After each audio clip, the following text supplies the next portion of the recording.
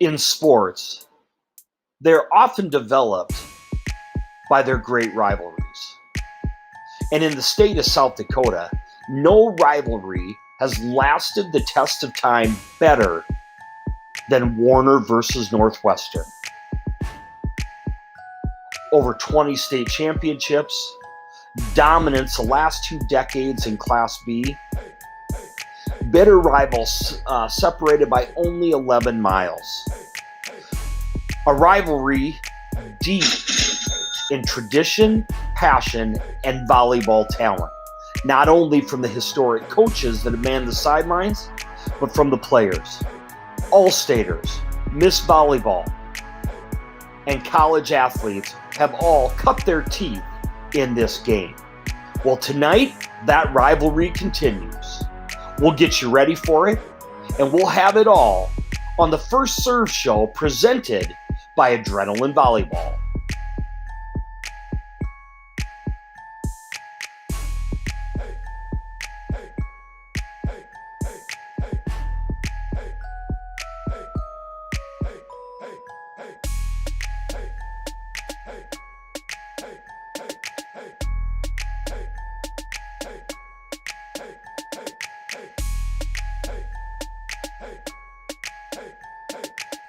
Okay, welcome everybody. You're looking inside of Warner Gymnasium. It's quiet right now, but in a couple hours, that place is going to be jam-packed with some great volleyball and one of the state's best rivalries. Darren and Haley here, and we are excited to take our First Serve Show on the road. We are live from Warner High School and getting ready to kick off this big Thursday volleyball with rivalry game, Warner versus Northwestern.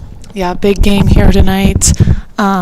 First time for me, so pretty cool to be here and stick with us with the echo because we're in a, like Tipton said, a very empty hallway right now, but not for long. Definitely a very eerie feeling here tonight.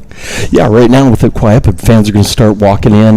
Warner, one of those schools that actually get started about a half hour later than most schools, so 7:30, looking at tip time for the varsity game. So we are here, and it is quiet, but it won't be later on. Excited to have this rivalry back where it's been for over 2 decades. We're going to talk a lot more about that today. We're going to preview some of the other matchups around the state. We're going to talk about some news and notes and answer some awesome questions from our viewers. Excited about that. And just get ready for a big night of volleyball. But yeah, here, talk a little bit about the rivalry that we've talked about and touched on. Your first time, my first time back here at a game in over 10 years, but I've seen the state tournament games, the traditions of both programs, the coaches, the players, and we're going to touch on a lot more. But first of all, with that, let's take a look at just some of the stats and proof behind the rivalry for people that maybe don't know, maybe new to following, maybe haven't followed Class B volleyball in quite a while. But here are, first of all, we talk about the coaches, with Coach Groff, Coach Jung, and been around a long time and some of the best ever to do it in the state. Yeah, definitely 2 all-time greats as we look at the stats up here on the screen. Both coaches well over 500 wins. Coach Jung getting her 600th just last season. 6 and 8 in all-time wins, both in their second decade at their respective schools. So both just 2 incredible coaches willing to do whatever it takes to build a program from the ground up. Right, and we'll talk more about that with one of our great questions that came in. But, you know, Coach Groff played with Northwestern her career. Her entire coaching staff is alumni of the program. Coach Jung and Coach Duder, who was out here just a little bit ago, they do everything from setting up the gyms to running youth camps, to working with their elementary school kids, two of the best. And basically, you know, we use that saying, refuse to be outworked, and these are two that practice that and have for a long, long time, and thus why the success of their programs. And being 12 miles apart is what made this rivalry amazing. The wins in the programs, the state championships, the state championship match appearances, and them being these two small communities this close together. And I think we even heard some of that with the excitement. You know, the SODAC 16 kind of change up just happening even a couple years ago, and people here are still talking about just how amazing it has been to kind of wait for that matchup to happen at state, even though it used to happen in regionals, I guess, as districts. Yep. So yeah, super excited to see that here tonight. They've switched to playing only once or twice a year, just to kind of keep that build up going. So really excited to see how these two teams match up. Maybe a different year for both of them as well, but the rivalry stays the same. Yeah, and we'll take a look at just some of the numbers a little deeper as we have up on the screen there, and we talk about, that dominance of these two programs on the state level. Their all-time record against each other, with Northwestern holding the edge, and we'll break it down year by year here in a little bit. But the number of state titles, 12 for Northwestern, and you're also going to see that both programs have gone on a few-year run. Early on, it was Northwestern back with Kathy Graves, and one of the first programs to start volleyball in South Dakota. Warner got going a couple years later, and I believe Coach Jung, the only coach in their program history, so built it from the ground up. But state championships, and then just state championship match appearances. 18 with Northwestern, 11 with Warner, and there you see the rivalry by the year, by the books. And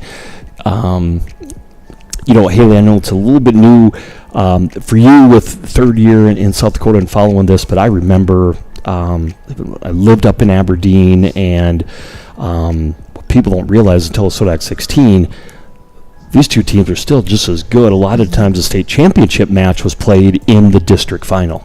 Yeah, and that's some of the comments we even heard earlier, is that there would be thousands of people here, or not here, whatever respective gym they would be in. So just, I think, even being new here, I can understand what a rivalry match can mean, and played in those myself. But here's different, where you typically do have some of the top two teams in the state battling it out. Yeah, and I think they're used to those big matches. We were on earlier on Midco and talked to Jason Andera. The reason it's been so intriguing for us when we try and promote it, as we try and promote the sport of volleyball, a lot of times volleyball got a bad rap out. It's not exciting to watch. Fans don't get into it.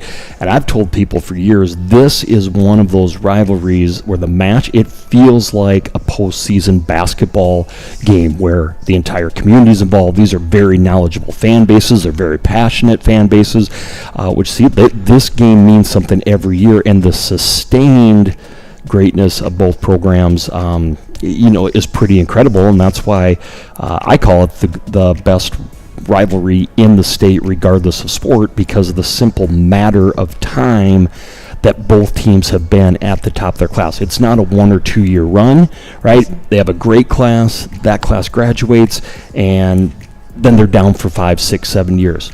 Not the case. They have been at the top of the class for decades. Yeah, and with that, we got to talk to some alumni, and they sent us in some pretty neat videos. So let's take it from some alum, again, talking about how great this rivalry really is and has been for years.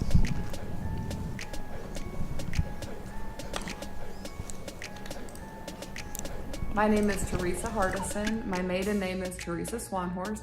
I graduated from Northwestern High School in 1997. I played volleyball for Northwestern from 1993 through 1997, and I played in the outside and middle hitter position. I'm Jocelyn Haven. I was a libero, and I played for 4 years. Hi, my name is Renee Melcher, formerly known as Renee Sperling.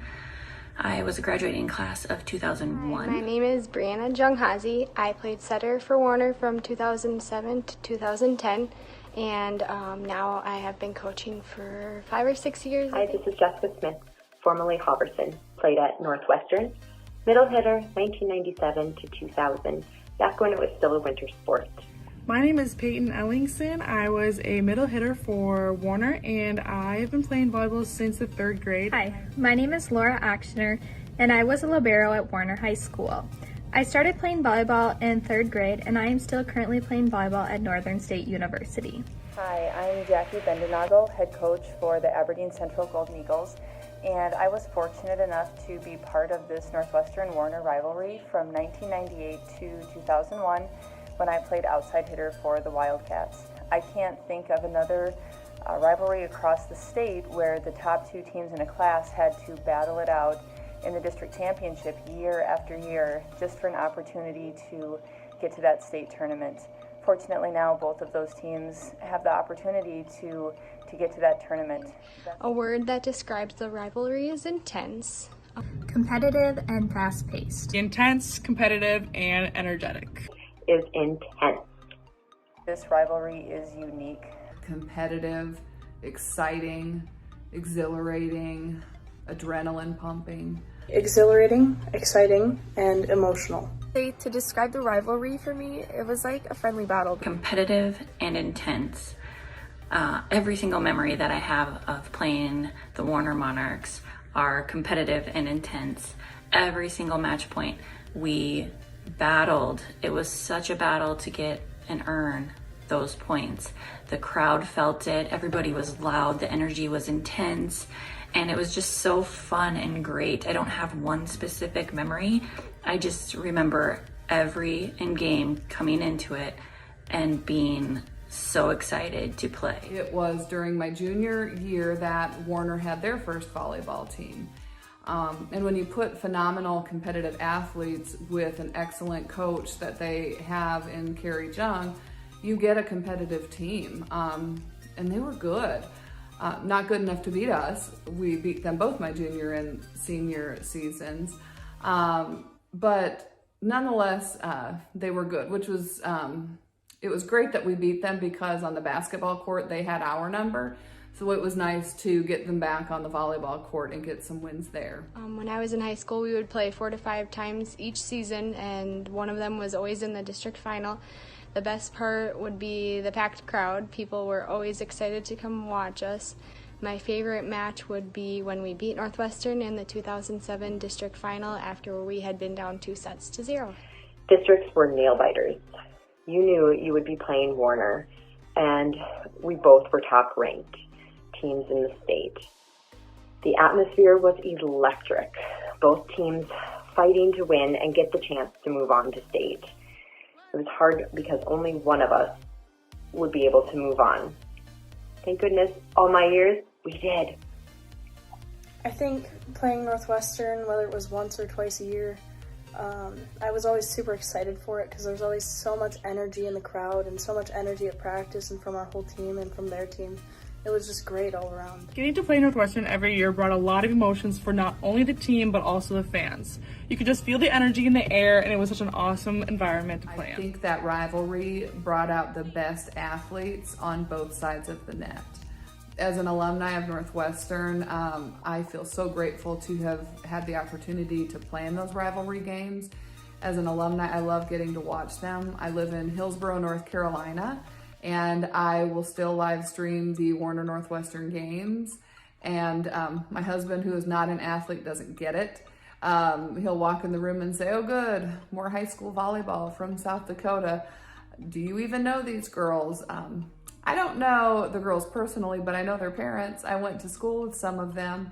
And I love getting to watch the Warner Northwestern rivalry.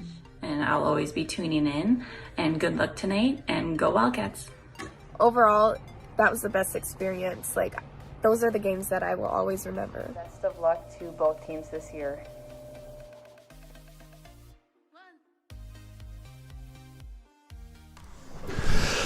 Wow, so awesome, some of those names, and again, this little bit, especially me spending so much time in Northeast South Dakota and going to Northern and coaching Aberdeen Central and reading these names and you know, from the past and the Swan Horse and the Jarks and the Ellingsons and Laura Ochsner, who, and then we started fundraising with these programs, right, and working with them from that level and seeing, you know, even some of the coaches with Coach Bendenagel, right, who we know really, really well, and they come from this program, and it means something,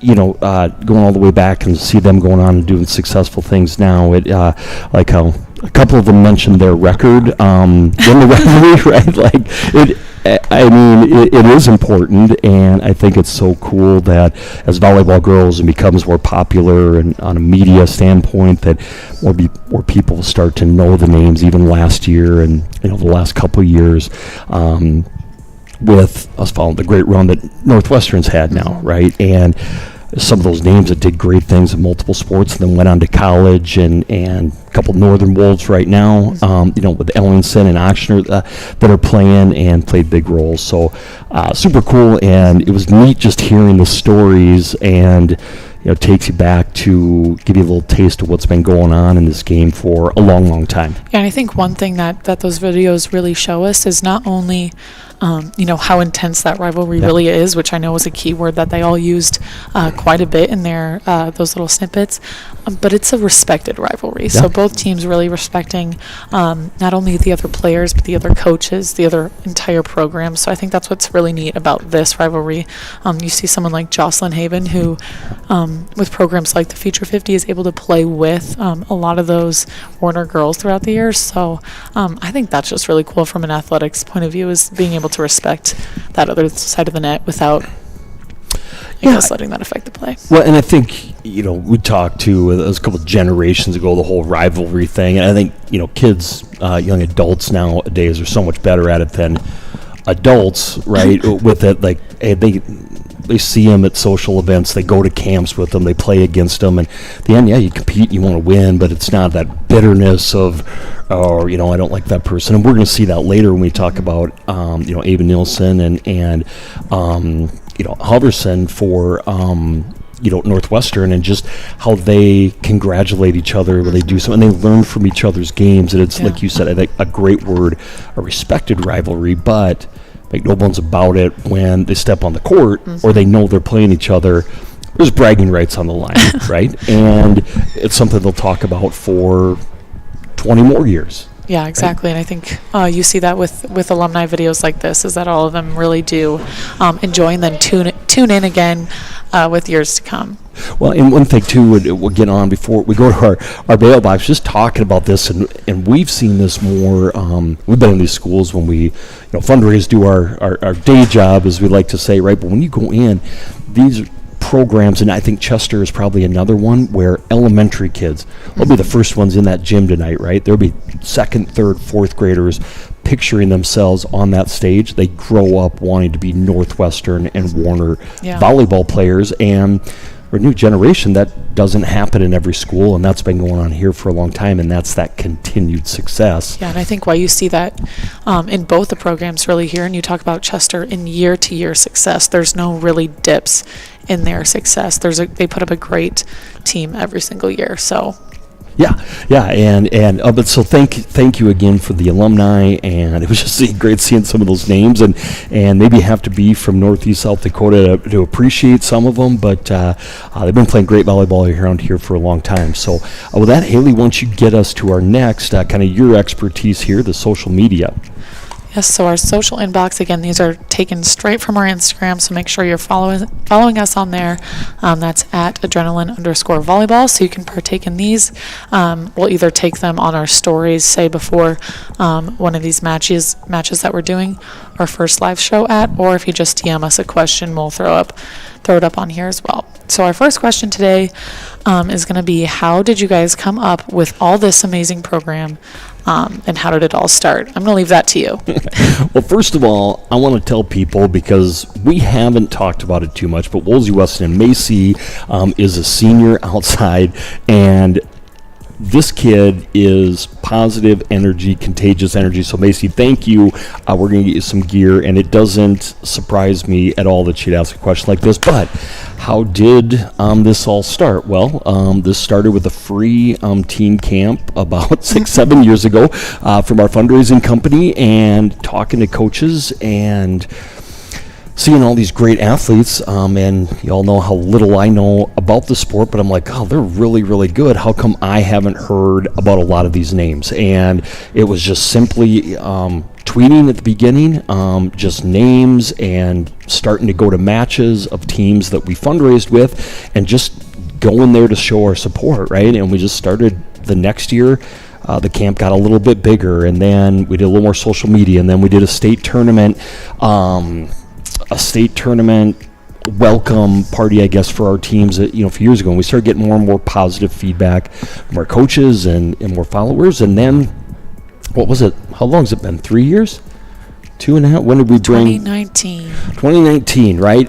It was the May of 2019. A brisk morning. It was, and so we knew. I knew that if we're going to continue to grow this thing, we need to bring somebody in who knew something about volleyball, and we're lucky enough to bring Haley on board. And then we came up with the Future 50 and SummerSlam, and we just kept adding to it. And part of our fundraising pledge to all these coaches that have been so loyal and helped that business grow is we just promised them that we do everything that we could to help promote and grow the game of volleyball, because they'd been so good to us, and it just became this. I don't know, it just continues to grow and be positive, and Haley, you've been on for 2 years now, and tell them a little bit about what you've done. Yeah, I guess the biggest thing I have to add really onto that is the only way we can grow is really to know where to grow. So we really like to encourage feedback. If you guys really like to watch these shows, give us some love, throw the thumbs up, comment on it, like, hey, great job. That's how we know, I guess, what to do. Because really we're here to just spotlight these athletes and try to make the sport bigger. So anything that we can do, we would love to make that work, I guess is what I'm trying to say. But even just the 2 years that I've been here trying to get an Instagram growth that we had, I think I'm the one that started our Instagram. So it's nice to see that that can be a community of athletes. But again, we're really just here to spotlight the awesome athletes in our state. So any way that we can do that, that people would like to see, I guess that's just what I'm trying to encourage. Well, and I think, too, if we're moving on to the next question, and Macy's a great example. That's an athlete we didn't know a lot about, right? And we always tell people, and our motto is, hey, we may not always spotlight your daughter, but we're going to talk about a lot of people's daughters, right? And we may not always talk about your team, but we're going to try and talk about a lot of teams. We don't focus on one school, right? We try and talk about many, and we're learning names, and we're trying to get names out there, and we fail and we get back up and we try and do better. But that's all the start of Macy. It was just a thank you to some teams that started fundraising and selling cookie dough with us years ago, and this was the only way we knew how, and now it's kind of exploded into all this. So thanks for the question, and best of luck to you and your team tonight. Right, moving on here, our second question before we move on to some fun interviews we got here. Question number 2 is the player you have seen the most improvement from last year to this year. That's a tough one. Yeah, it's one of those we probably shouldn't even attempt to answer because there's so many.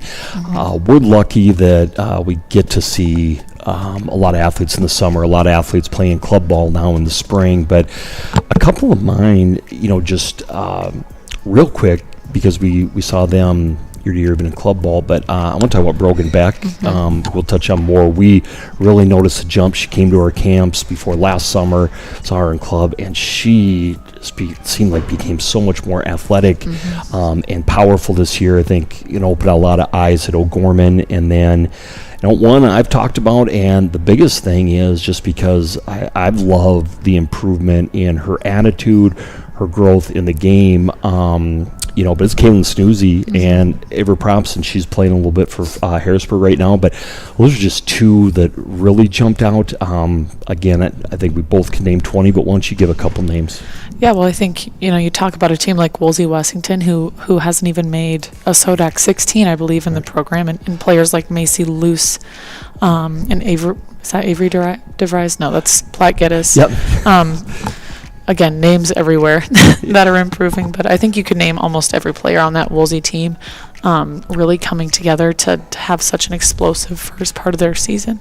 Yeah, and we had talked, too, about Mary Fights, and not only about players, but I think, with this question, probably more fair would be a couple teams that have proved a lot, and I think Aberdeen Christian and obviously Woolsey Wessington would definitely be in that book, where Aberdeen Christian's playing really well, and athletes, again, just playing more volleyball. and becoming more competitive. So just a couple teams to watch. Again, hopefully we'll name more and more athletes as the season goes on, but those are just a couple, and thanks a lot for that question. So with that, we are going to head to our first set of athletes interviews.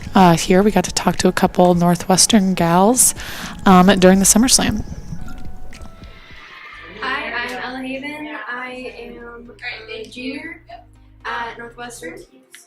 I'm Terrence Farley. I'm a senior from Northwestern. I'm Brooklyn Holgerson, and I am a junior from Northwestern.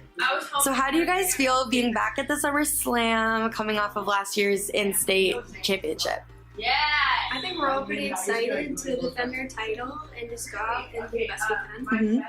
We're very excited to come back and see what we're made of and ready. I think we're going to do really well, especially coming off of last year. And I'm just excited so we can play new teams. What is your guys' favorite part about playing in the SummerSlam, and what are you guys most excited about for this year? For SummerSlam, it's really exciting getting to play the out-of-state teams and see all the different levels of competition around the states and stuff. Yeah, it's definitely, we can see what the out-of-state people do and how different it is, but we're all still playing the same game. Yeah, I'm excited to play different competition that we're not used to, but going into season, I'm excited to play Warner. Yeah, so you guys were super successful last year. Not only did you guys win SummerSlam, but you guys won the state tournament as well for your class. So what are you guys looking forward to for your upcoming fall season? I think we're all just looking forward to doing the best we can. I mean, we lost some pretty significant seniors last year, but it's a chance for all of us to step up into their roles and to see what we can do and hopefully get another title. I'm definitely excited for this season because of that as well. So I'm excited to see what we can do and hopefully get another title. Yeah, I'm excited to see what we're made out of, especially without those three, because those three were definitely a big part of our team. So I'm just excited to see how far we can go. Awesome. Good luck, girls. Thank you.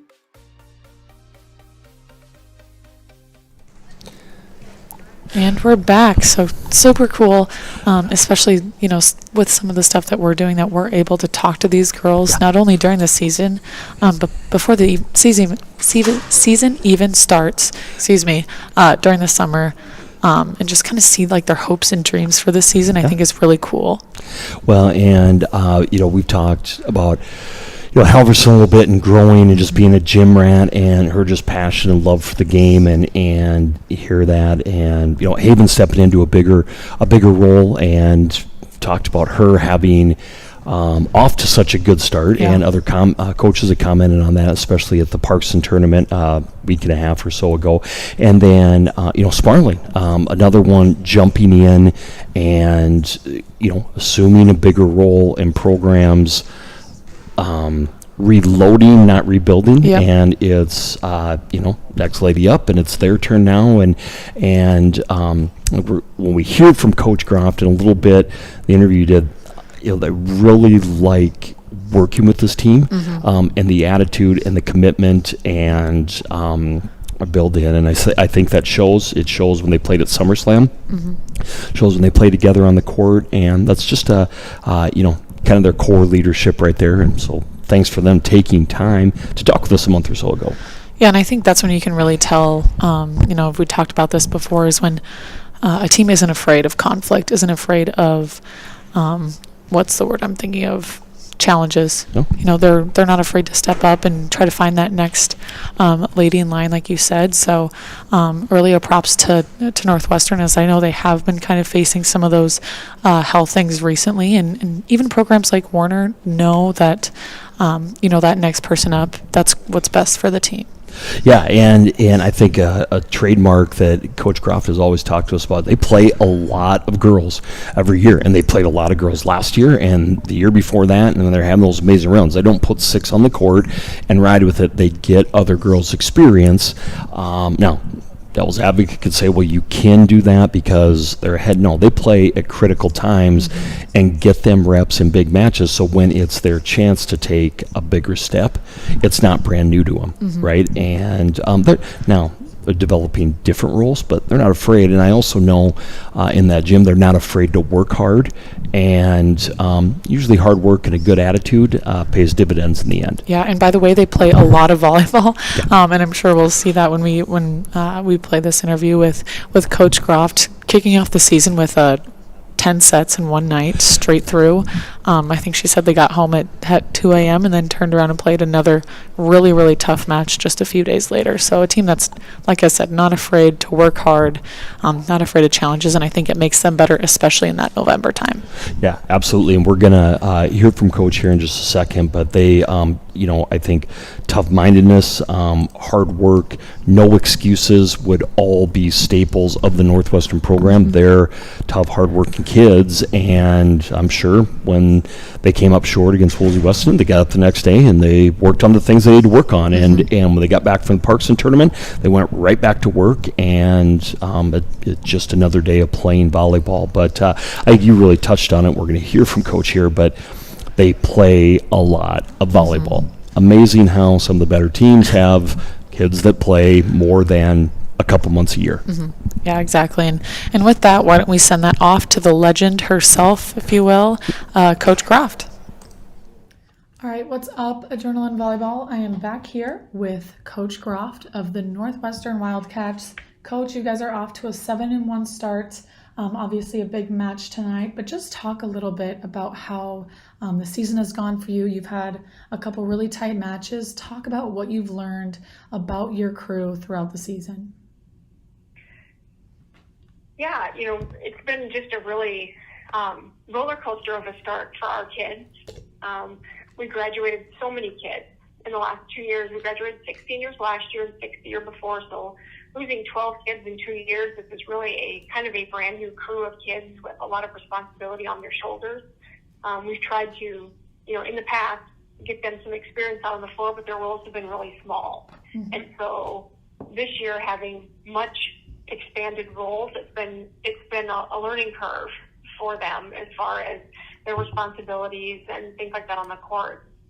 We started our season with a home match against Roncalli, and I was just really pleased with how the kids came out.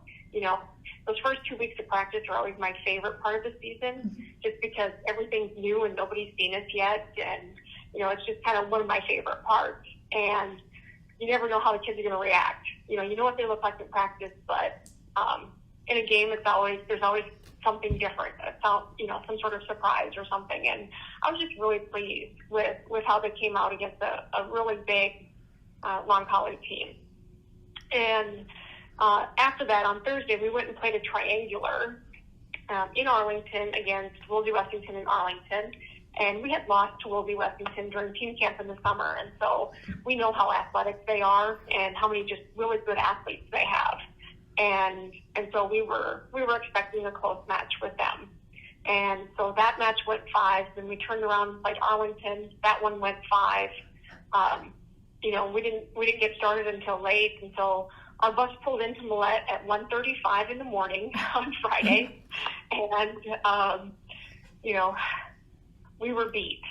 Playing 10 sets in a row, you really got to see. I was really proud of our kids for hanging in there and toughing it out against Arlington. Had the Carlson super good.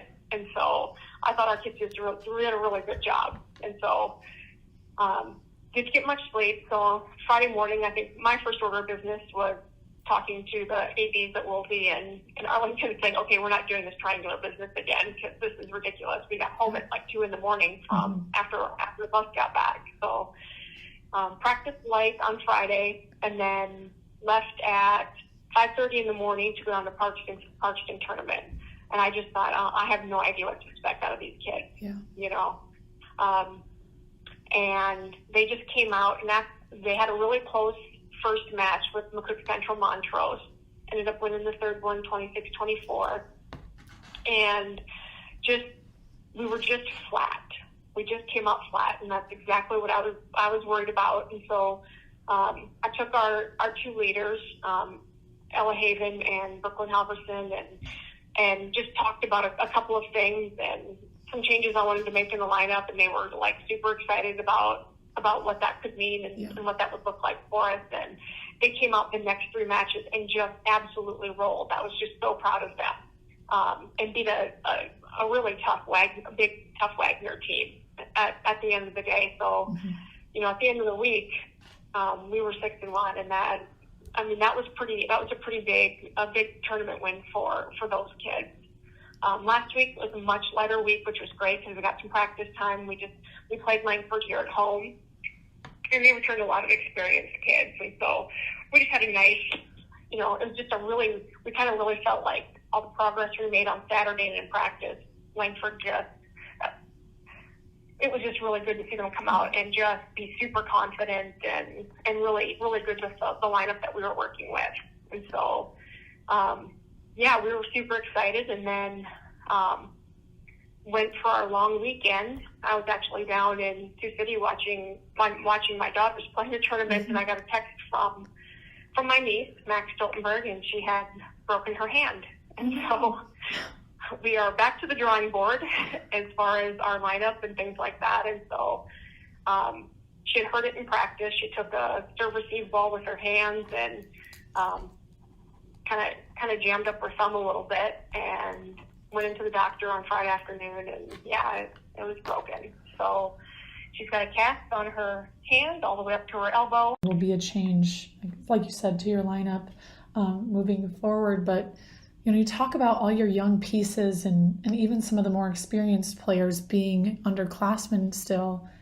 But one thing that you guys always have over at Northwestern is a tough crew. I mean, even feeling a little flat, you guys are playing 5 matches in 1 week and going extra sets in almost all of them. You don't have to give away your secret sauce or anything, but how do you build these players up, I guess, to accept challenges like that? Well, I think we've tried in the past to, we have a competitive cauldron that we run in practice. We try to run a competitive practice environment, so there's lots of winning and losing in every drill that we do. And, we kind of have to teach those kids how to compete a little bit. And, our kids really take that to heart. We like those gritty kids, it's, I know we've been successful, but, I always work better from an underdog perspective. And so, it's, I'm really loving this year just from let's see what we can do now that we've graduated all these kids, and then, now maxed out, now what are we going to do? And it's just always, that next kid just rises. And so, I think they've done a really good job with that. Brooklyn and Ella are doing a great job. And then we've got Emma Grandpre's been playing some 6 rows on the backside, and as a lefty is really, really hitting some strong balls for us. But we've got, some younger kids out there. Ashley Haven's an 8th grader, and she plays 6 rotations, and she'll pick up more of Mac's outside responsibilities against Warner. And we've got little Peyton Grandpré, who's a freshman, who's going to come in and play some back row, taking care of Mac's left back position. And a lot of these kids have played. Hayden Grandpré, she's senior this year. She played 2 rows last year, but it wasn't necessarily the go-to position. And now we expect her to be, our top middle blocker. And so, we've got young kids in practice that look really good. If you look down into our grades, 7th, 8th, 9th, there's just a solid group of kids there, and they love to compete. I've got 16 8th grade girls. And so, and they're just the nicest bunch of kids, super competitive, love to play. And it just, they're getting competitive practices every day themselves. And they're definitely starting to push for some time with those older kids. So, we've got a couple of 8th graders and a 7th grader on the JV that, those kids just want to play. And so it's kind of nice that our older kids are getting challenged a little bit and just having a competitive environment. And they're just super happy when their teammates do well. So that's always nice too. Yeah, and it's no secret that you guys have such a successful program because you're able to build from such a young age. I know with some changes it can be kind of a bummer with injuries and stuff like that, but how are the girls feeling about the match tomorrow? Are they excited for kind of a fresh chance? Talk about kind of how they're preparing for the match tonight. Yeah, well, they had a watch party last night. They watched Warner play Miller on the live stream last night, and they're excited about the opportunity to go play. It's always a fun environment going into Warner's gym. It's always loud and crazy, and it's a fun environment to play in, and just for them to have their chance in the big Warner match, I guess. We play them early, and then I don't know when we'll see them again. I know we're both at the Pentagon tournament, but I don't know that we'll see them. But there may be a shot for us to play them again in the postseason. So it's early, and we're certainly not where we're going to be. Mm-hmm. So it's just a win-win for us.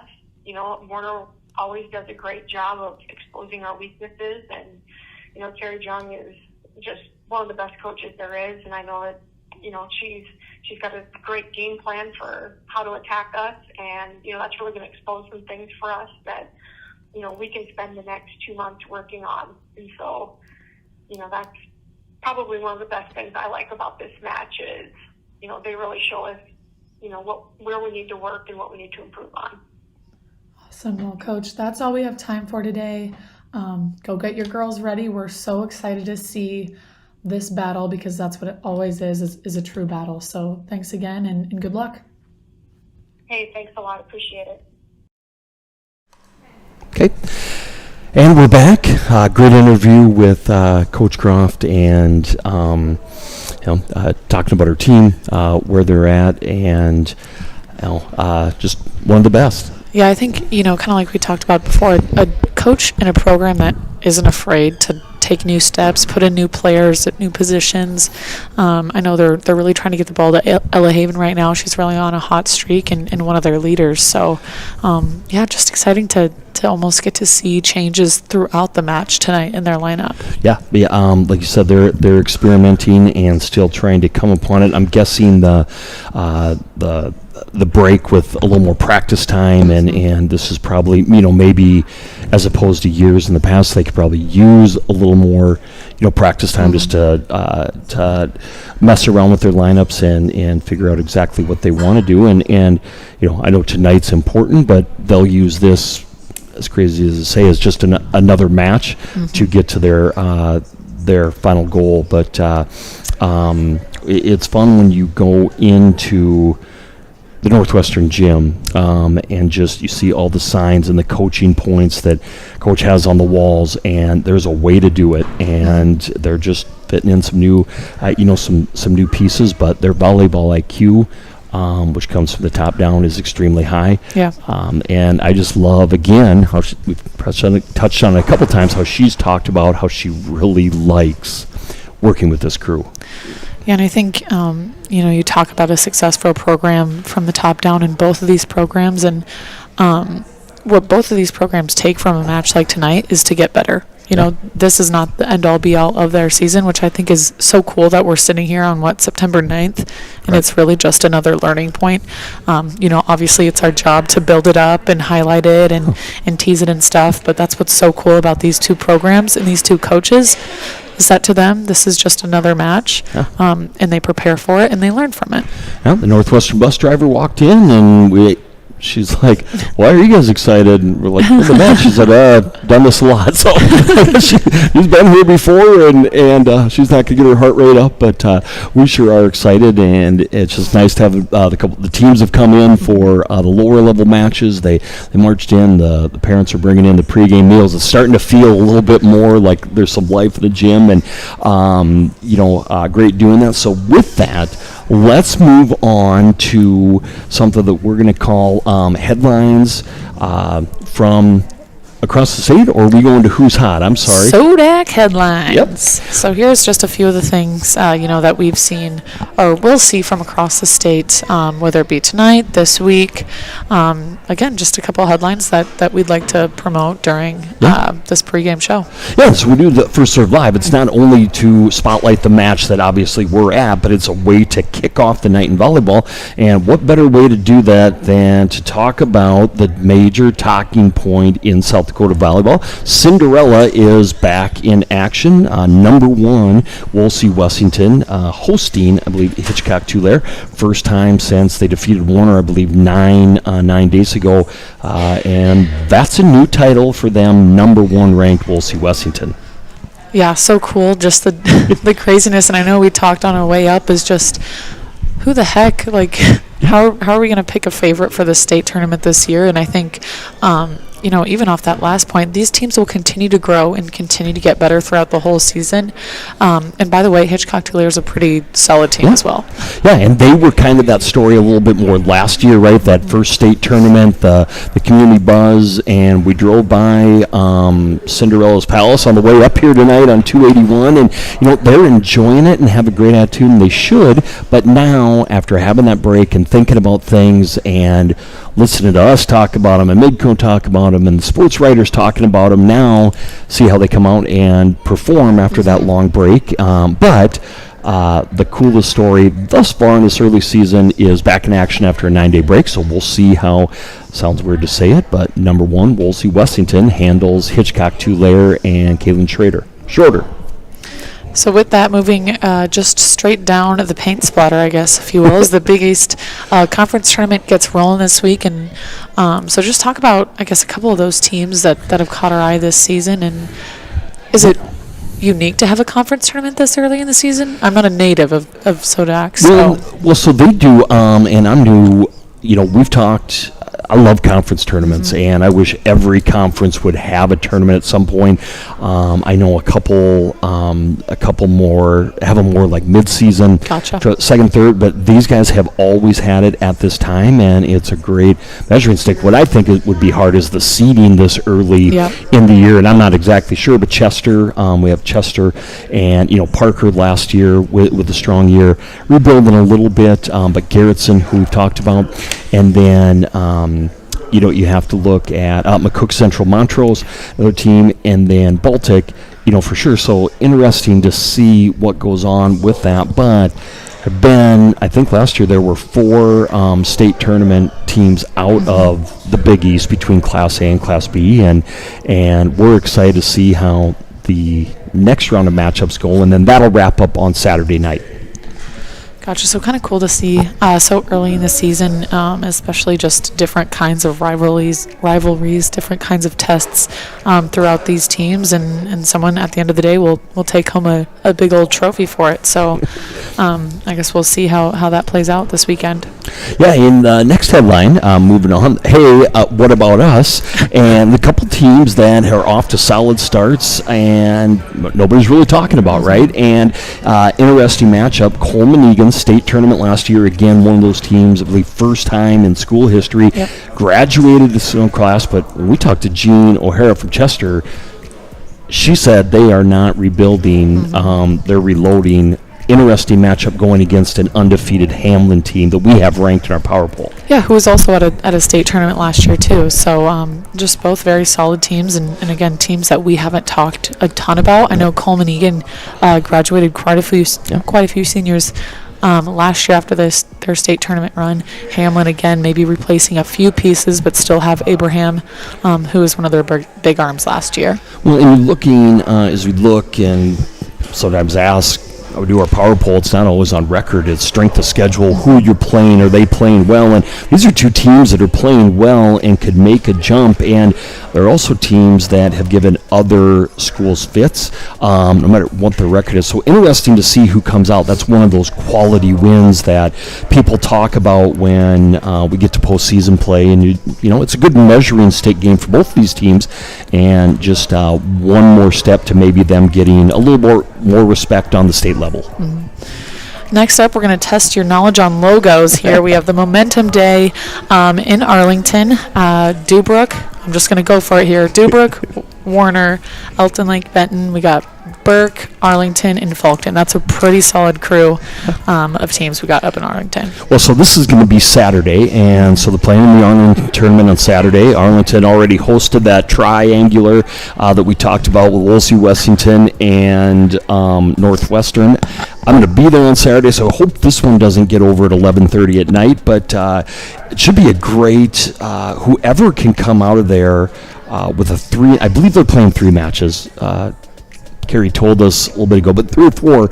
So you're looking, they're going to get quality matches, and so somebody can go out of there 3-1, 4-0. huge momentum, and I gotta believe that that's a chance to get some bonus postseason points when it comes to power points. Fulton, first chance to really see them, the first major competition of the year. They're going to be tested as well. Dubrook, a team knocked off, was it Castlewood, I believe, last year. They're undefeated, 3-0 or 4-0. Arlington, even though they went 0-2 in the triangular, they played Northwestern to 5 sets. They played Woolsey-Wessington to 5 sets at home, and they're hosting it.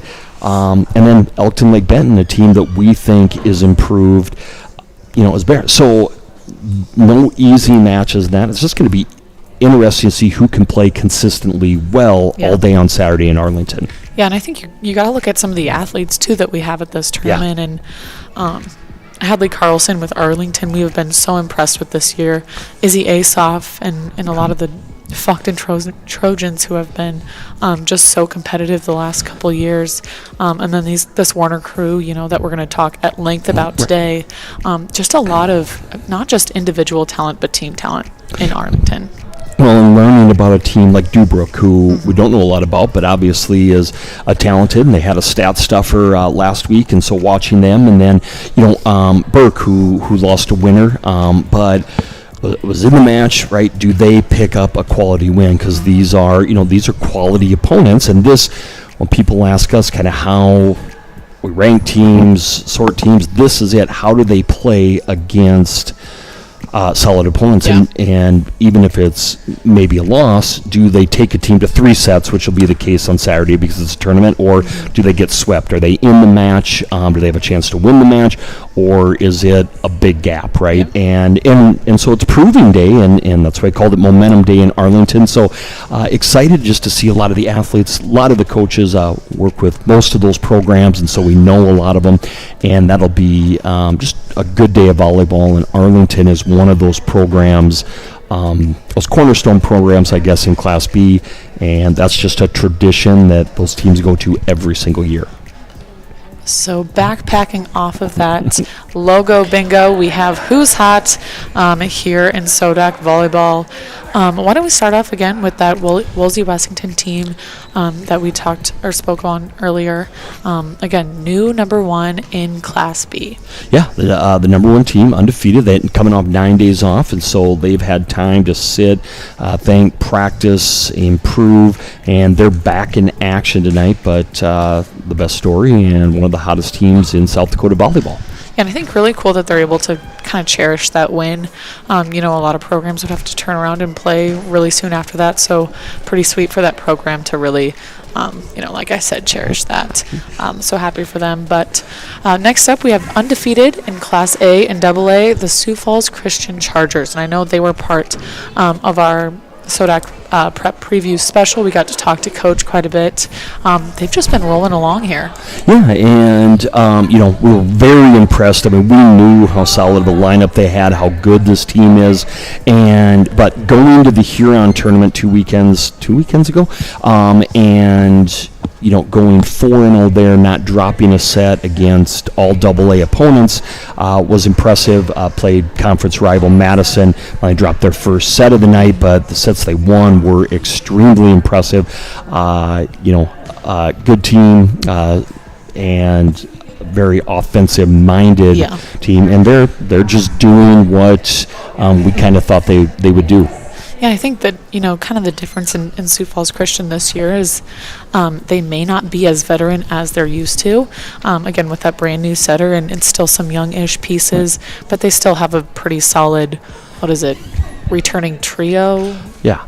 Well, and their libero, 4 of their 6 starters back. So, in playing bigger roles, and that's just, we'll continue to talk about Sioux Falls Christian. There's one of those step ladder programs where every year they just take a little bit bigger role, and they play in another program. Their stats might be a lot higher, but that's their program and it works. And so now you look at those seniors, and they're really their chance to shine. They're doing that, especially with Van Egdom and Tim's, and then Benanker's good, the other front row, and then they're just working in their next couple pieces as underclassmen to jump. But they haven't missed a beat so far. But another team, Dubrick Dolphins, and I think you get to watch maybe a little bit of this match when they played Castlewood a week ago. And surprising, 3-0. 3-0 start for them, but that was a big win over a Castlewood team that we've talked a lot about and have been really high on. Yeah, I think, one of the things that we've been impressed with Castlewood is their offense. So I'm guessing that's really what Dubrick put them on their heels, they were able to get them on their heels, with their offense and Castlewood's defense. So definitely a team that we're going to keep our eye on a little bit more, coming through the next couple of weeks of the season. But good on them again, because we were pretty high on Castlewood. Yeah. Next team we've really liked, and you want to talk about positive energy and positive attitudes. Rapid City Christian, and impressive W's, lead to ranking in our power poll. We thought they deserved it a couple weeks ago when they knocked off Madison team at their place, and then knocking off a couple AA teams. And won by in 3-0 sweep, and so they're off with Eggie and Kiefer. Big things, working in a couple new pieces, and so they're on a hot streak. Yeah, I think one thing that's really cool about this team is, especially talking with Coach at the beginning of the season, is they, might have had some of those key returners. They might have had some of those key returners. But they were mixing things up even with their returners. So cool to see kind of what they're able to do. Everyone there is dedicated to that team. Their motto every single year is family, and they mean their team is family. They live and die by that. So one of those teams, like we always mention, through the long stretch, will probably continue to enjoy each other and be happy with that squad. So excited to see them continue their success this season. Yep. Next up, we have Dakota Valley Panthers, and just rolling along. They've kind of been under the radar. Not under the radar, just they've just been rolling along, doing their thing. They're undefeated. I know they have a big match coming up on Tuesday against Harrisburg. But defensively, it looks like they're continuing what we saw at SummerSlam and that number 2 ranking in Class A. Yeah, I'm really excited to see them against Harrisburg. I think, we talked earlier about that really being a statement match for either of those programs. And, we continue to talk about the defense with Dakota Valley, but I think that really is a tribute to their offense and what they practice with every single day. Splitting up balls between Vandenhull and Tuttle, and being able to work in new players, especially with losing Atchison at the beginning of the season. I think you see them kind of taking on that challenge and continuing. Yeah, and so I think it's been pretty seamless so far. So to see them, against a AA team, and then we'll see them in a couple weeks, the other big rivalry game that we talk about. But, Mary had talked earlier in the summer that, hey, with that injury, we're going to have to maybe be a little bit different team than we thought. So it'll be exciting Tuesday night to see what kind of team they have become and are becoming. But, Dakota Valley. Next up, Sioux Falls, Washington, ranked number 2, undefeated, and, something maybe a little bit, a strong defense at Washington has led to a couple impressive wins and an undefeated start. Yeah, I think we've talked about just how impressed we've been with Shetton this season in the backcourt in the libero jersey, and I think posting 24 digs in the very first match of the season. Just getting her team overall as a whole on the same page when it comes to defense. Players like Jocelyn Richardson putting up great numbers when it comes to defense. Ellie Walker even, who is kind of known for her offense. So good for them, and I think just kind of making that next step when it comes to bringing that program up. I think they were all on the same page, knowing that that's what they needed to work on was their defense. Yeah, and pulled up a couple comeback win against Sioux Falls Lincoln, down 0-2, and it was we talked to Kelly, Coach Schroeder. He was like, the defense is what turned around. In correcting the defensive errors is what turned around at the end of that match to get them back in it and pull out a tight match. So undefeated, and they keep rolling along in Metro play and number 2 in Class AA.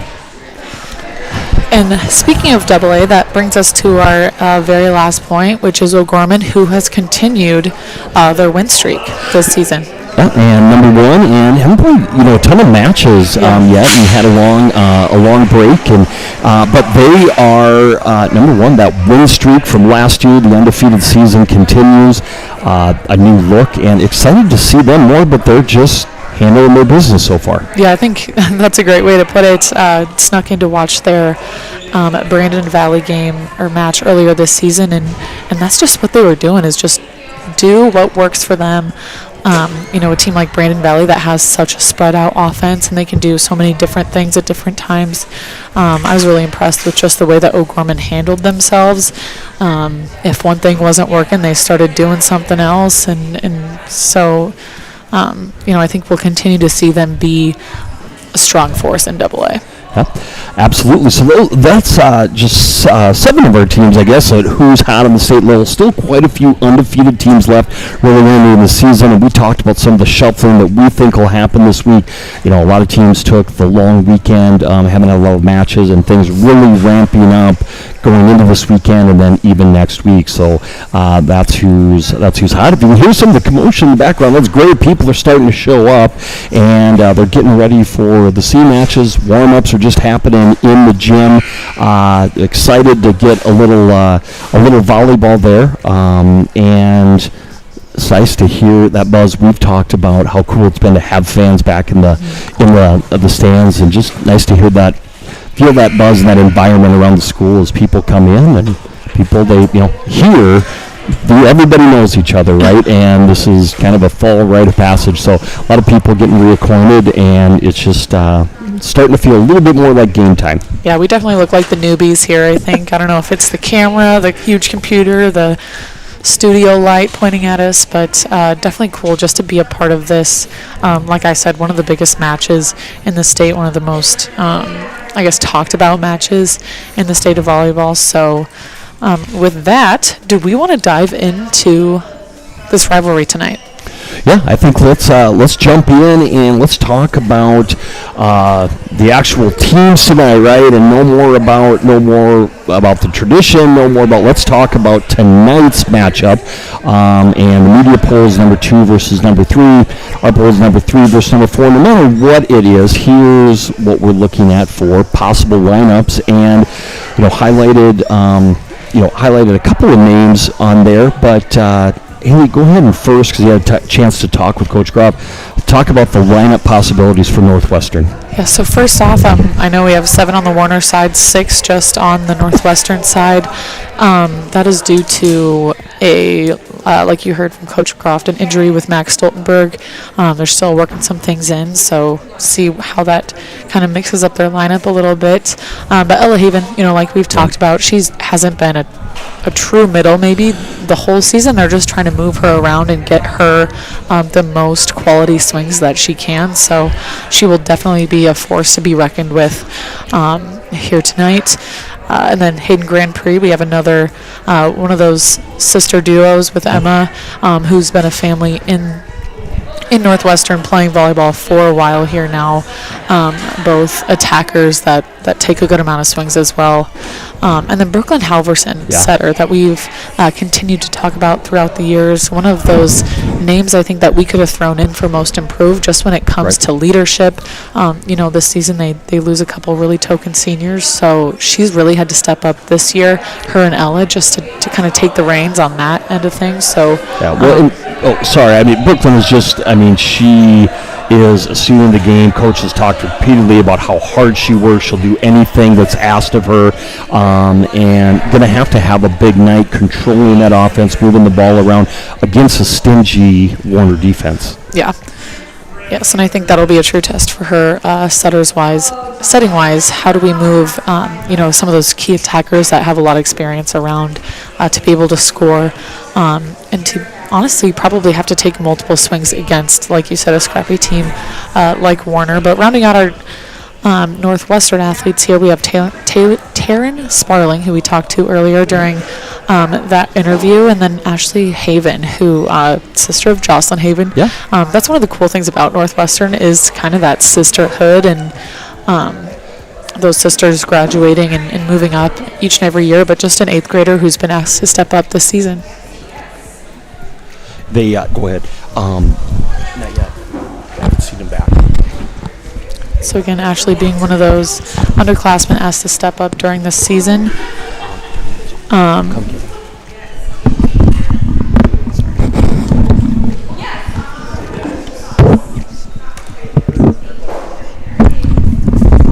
Northwestern, definitely a well-rounded crew here, not super one-sided. Maybe see Haven taking a few more swings than the others, but again, one of those crews that's pretty well-rounded, and I think we'll see her not only on the pin, in the middle, and all the way around. And then we take a look at the lineup for Warner. Some familiar names there, starting with Jennifer Amon, senior outside, who they'll be expecting big things from on the offensive end. Courtney Bjergård, libero, who out there, great communicator, just tiny, but she covers a lot of ground. I think it's okay we say she's tiny. She knows she's not the tallest one in the gym, just a libero, but yeah, she definitely leads that squad in defensive efforts. She's everywhere at all times. Right. Ava Nielsen, the sophomore setter, we can get a chance to talk to here in a little bit. Definitely player of the year candidate. Kind of what will make them go, and her just all-around game, and some things she had talked about in the offseason with just her leadership. So important to see how that goes in this big matchup tonight. Cameron Anderson coming back. Injury still kind of working herself, maybe back into playing shape a little bit. Important to see what she can get done offensively for Warner tonight. Yeah, definitely. We talk so much about Warner's defense, and I think offensive, like you mentioned, is going to be a huge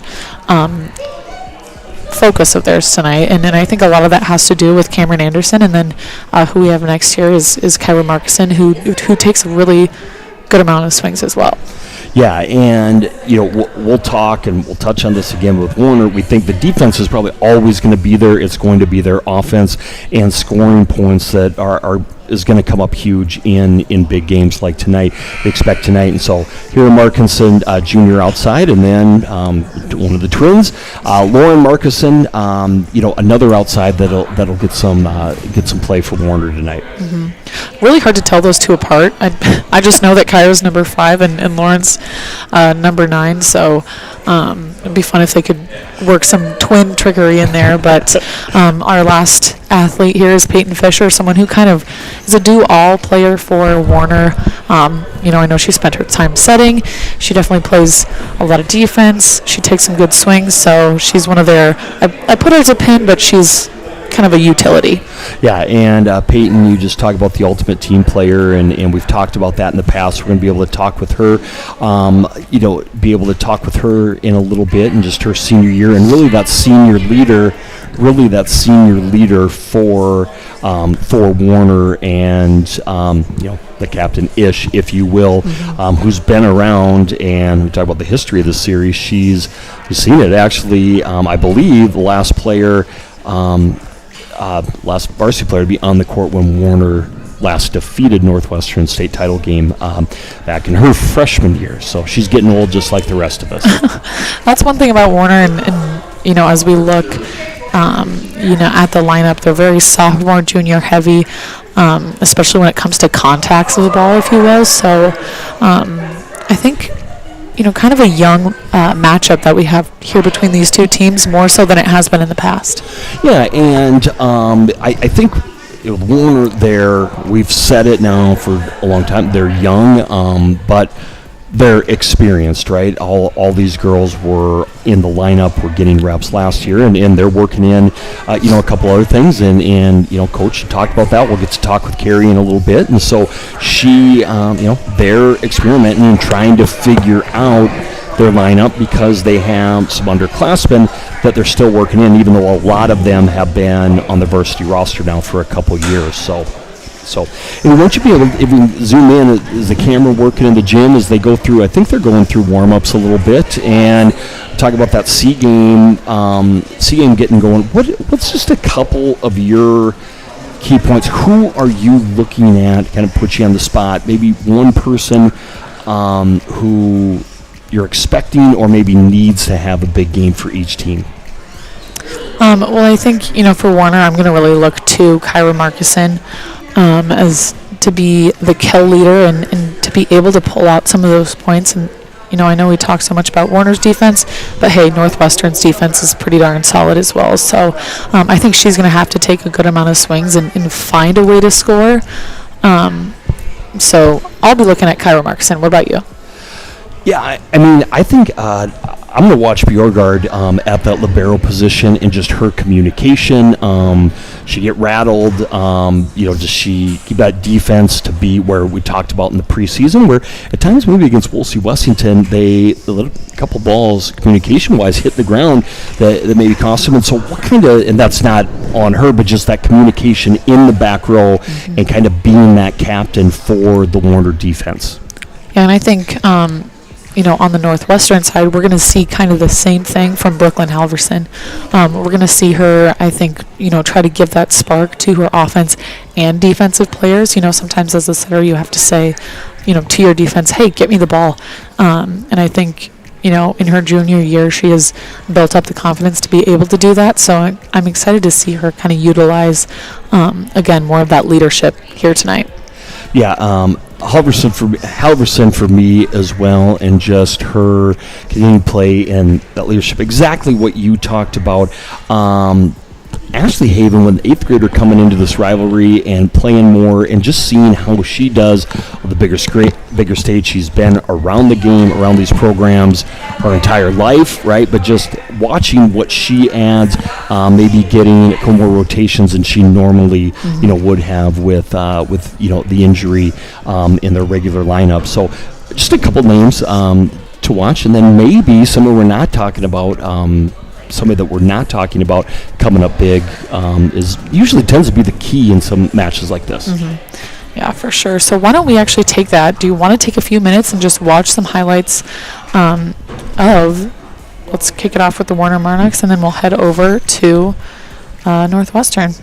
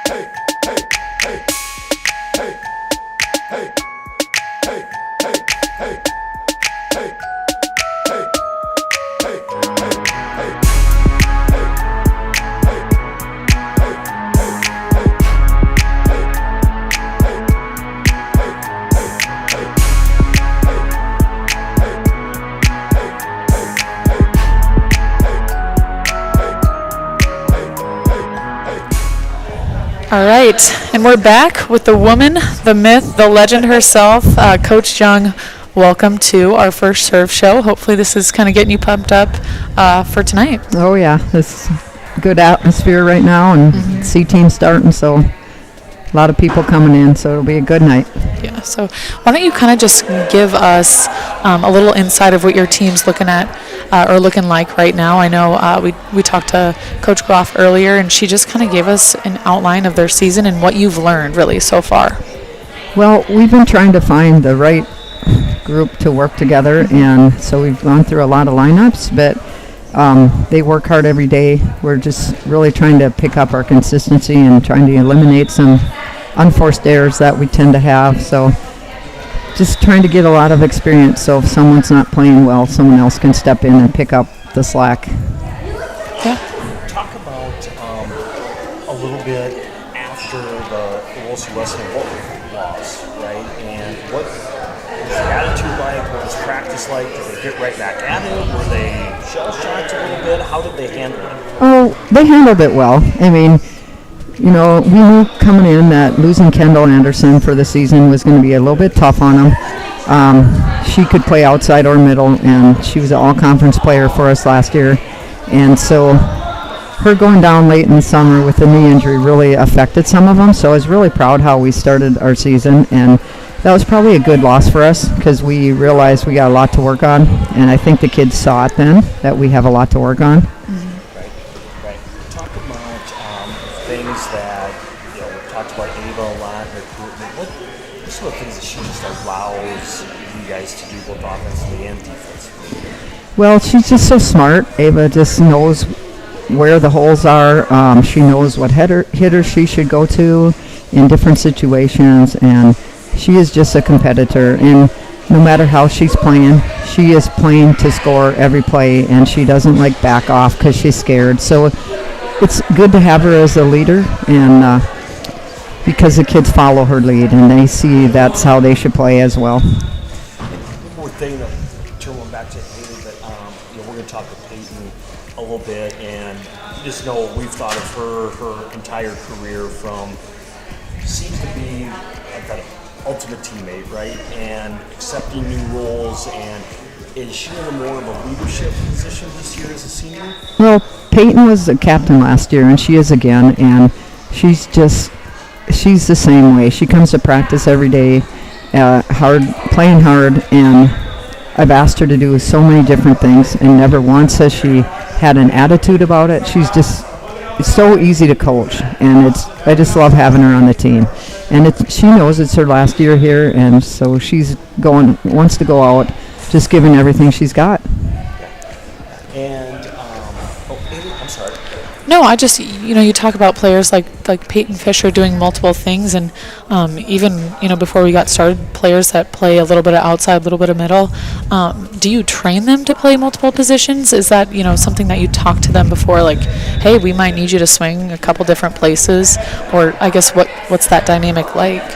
Actually, we do try to get them to touch the floor in different places just to see, especially in practice, to see what they can do and compete against others in those spots, because you never know. And you don't know when someone's sick, or now quarantine, who knows what's going to happen. So I feel a little more confident. Yeah, feel a little more confident that I have some players that could step in and not play scared now.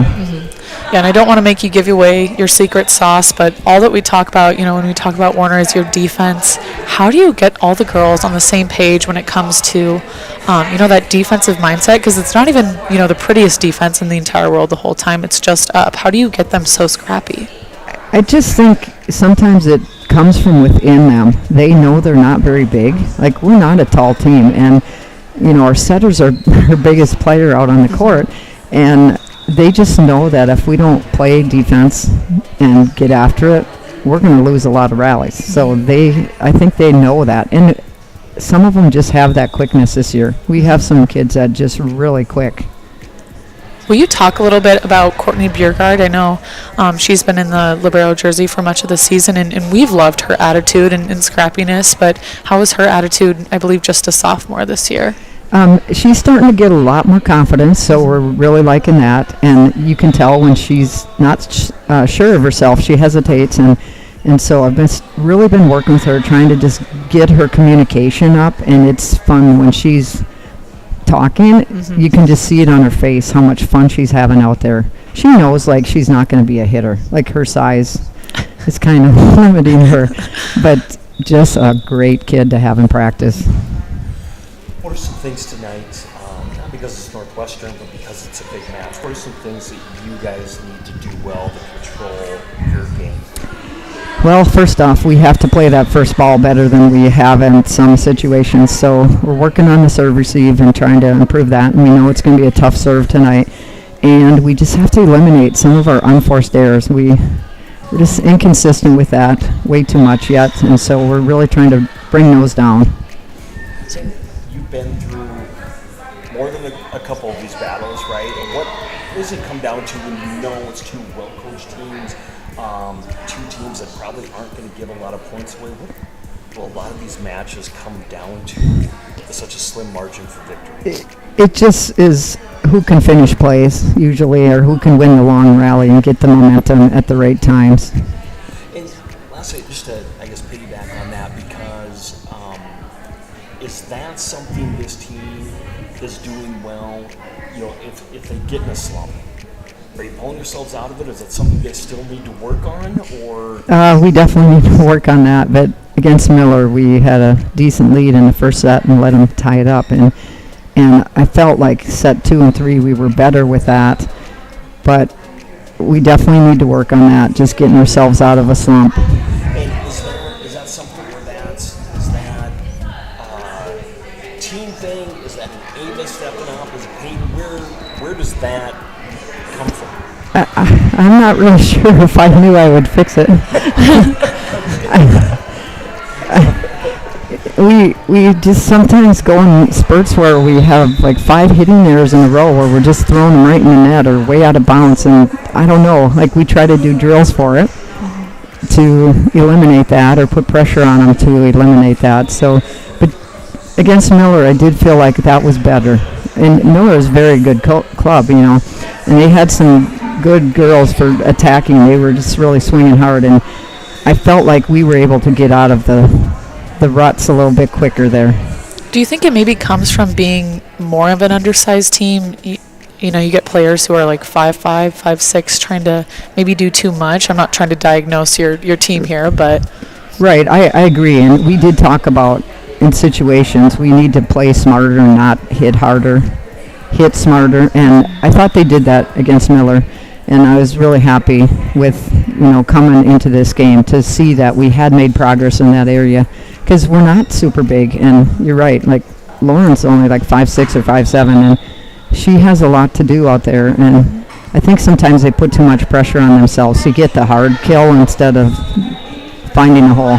Yeah, and I think, you know, we're always our toughest critics, so just being able to stay confident in that, and I'm sure you're hard and challenge them too. So again, we're excited. We know you two are, you know, some of the greatest programs in the state, so we know it's going to be a good match here tonight. And lastly, Coach, what do you think? We've talked with Jason and Garrett, Midco, about it. We've talked about it, the excitement with us of maybe having a deeper Class B field this year, right? And to me, to think into November, which I know you're not ready for that. What is that like, thinking that there are 5, 6, 7 teams that could have a shot at the state title? Oh, there's a lot of teams there this year, and it's exciting to see, and I think it's going to make people perform more consistently, and if we don't, it's over. Yeah, well, and you look at region play and seeding wise, where teams could end up a couple losses, and a team that, you know, you guys or Northwestern that maybe is used to being 1 or 2 can drop down to a 5 or a 6. Oh yeah, easily. You know, what some other teams are doing. Yeah, it's going to be an exciting year. I think this is probably one of the best years I've seen for the levels in Class B. I think it does nothing but to raise the level of play across the state as a whole, too. You can't complain when, from year to year you just see the talent rise and kids are playing more volleyball, and I think that has a lot to do with what you guys are doing here. Yeah, I think it's just fun to see that there's a lot of young kids wanting to be in the game. Yeah. Awesome. We're going to let Coach get to coaches. You can hear people getting rowdy in here. It's starting to pick up. So, Coach, thank you for your time. Thank you for having us, first of all, and good luck tonight. We can't wait, and we'll let you get back to doing what makes you a little more comfortable. Okay, sounds good. Thank you. We're going to take a break here.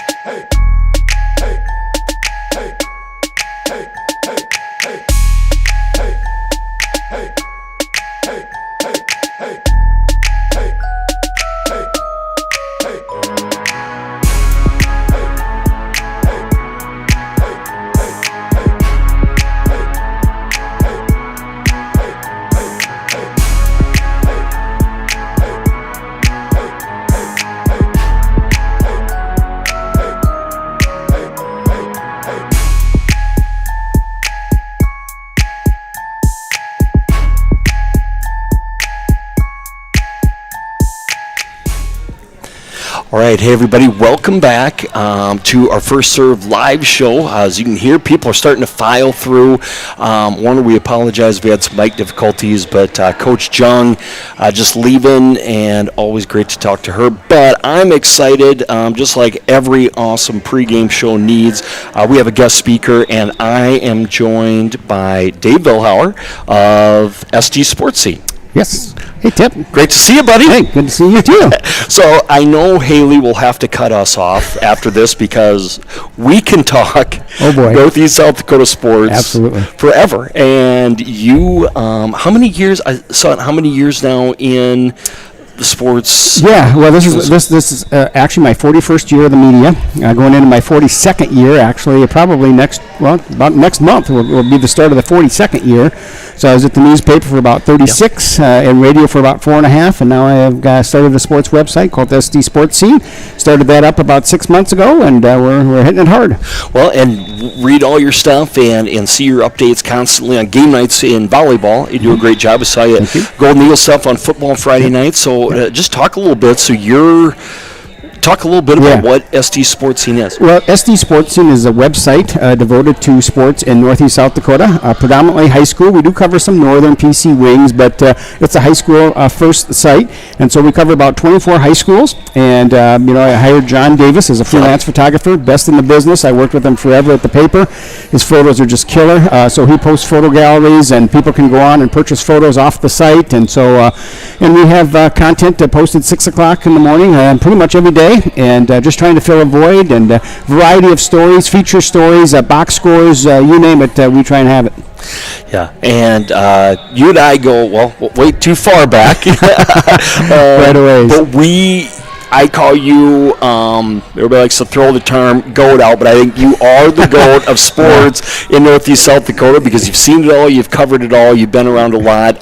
Talk about this rivalry and how we just don't see it in volleyball a ton.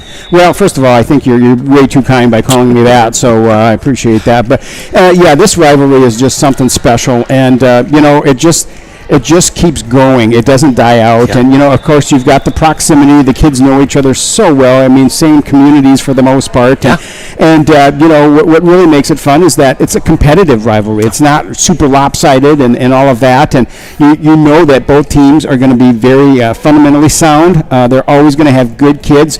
They say tradition never graduates, and so, good kids have gone through the system. And I think one of the things that I really kind of like about this is that, these two programs are not only good every year, but they're really impacting the next generation of volleyball. You look at Northwestern, and you've got Jackie Bendenagel, who's the head coach at Aberdeen Central, Tina Bergen, who's the head coach at Brookings. They're former Northwestern players. You've got Carly Roselle, who took over for Christensen down at Parker, and now she's got that program on the move and stuff, and she played for Warner. And so, again, when you can take over for Jill Christensen and have a lot of success, that's not an easy thing to do, because you're talking about the South Dakota all-time win leader for volleyball victories for coaches.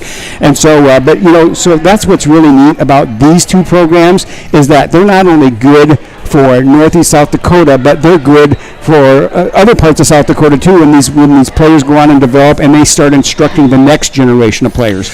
Yeah, and we're lucky. We talked about, I knew, Coach Groff, Coach Chung, when my time at Aberdeen Central, Sure. but, time at Northern, and following them in their programs. But when I started fundraising is when I really got to know them in their programs, and I am amazed every year when I come in here. It's the third graders, the fourth graders, the fifth graders that are sitting at practice that are watching. They're going to be in the stands tonight, and they are sitting there. I think Chester's another program where that's really similar, right? And they literally, you talk about that next generation. They're going to be here tonight. They were here 10 years ago, 20, and they want to be a Warner volleyball player or a Northwestern volleyball player first. And that doesn't happen all the time. Right. Well, and this doesn't happen by accident. And certain communities are known for certain sports. Some it's wrestling, some it's track, some it's football, whatever. It just so happens that these two communities, and while they're good at other things, don't get me wrong, I mean, Warner played in the state championship football game last year, so they're good in other sports. But when people think Warner and Northwestern, one of the first things that comes to mind is volleyball, And so to your point, when you grow up in these communities and you're a girl, I mean, it's almost like, an expectation maybe that you want to become the next Monarch, the next Wildcat, whatever, whether it's a sister that has played before you or a neighbor or whatever the case may be. You see the success that they've had, and then all of a sudden you want to be a part of it as well. Talk about, because you cover others, we talked to Ozzy, we did, Trent in Ipswich, and he's like, hey, they don't have a bad program. It's just when they're trying to take that next step to get to where these two programs, and they know how hard they have to work. Well, think about this. I mean, the top three teams in the state tournament a couple years ago, Lake Region Conference, Faulkton's right in the mix. I'll tell you what, this is the best team Aberdeen Christian's ever had. Yes. They're really solid. Aberdeen Roncalli dropped down to B. They've got some really good athletes. This area of Northeast South Dakota has just got some phenomenal volleyball, and I'm sure there's some teams I didn't even mention. So I mean, to your point, it's not just Northwestern and Warner, and really, you don't have to go all that far down 281, and there sits the new number one, Woolsey Wessington. I mean, that's incredible. They did something that I don't ever recall happening, and that's they beat Warner and Northwestern in the same week. I don't know of a Class B team that has ever done that, ever. And to pull that off is just kudos to them. And I don't think most people, not that they would be disrespected in their program, but if somebody would have said, the number one team 3 weeks into the season is going to be Woolsey Wessington, you probably would have had a few looks, going, what? But the fact is, and they not only beat Warner and Northwestern, beat Arlington too, and Arlington's traditionally got a very good program. So, again, this pocket of the state has got some really dominant volleyball.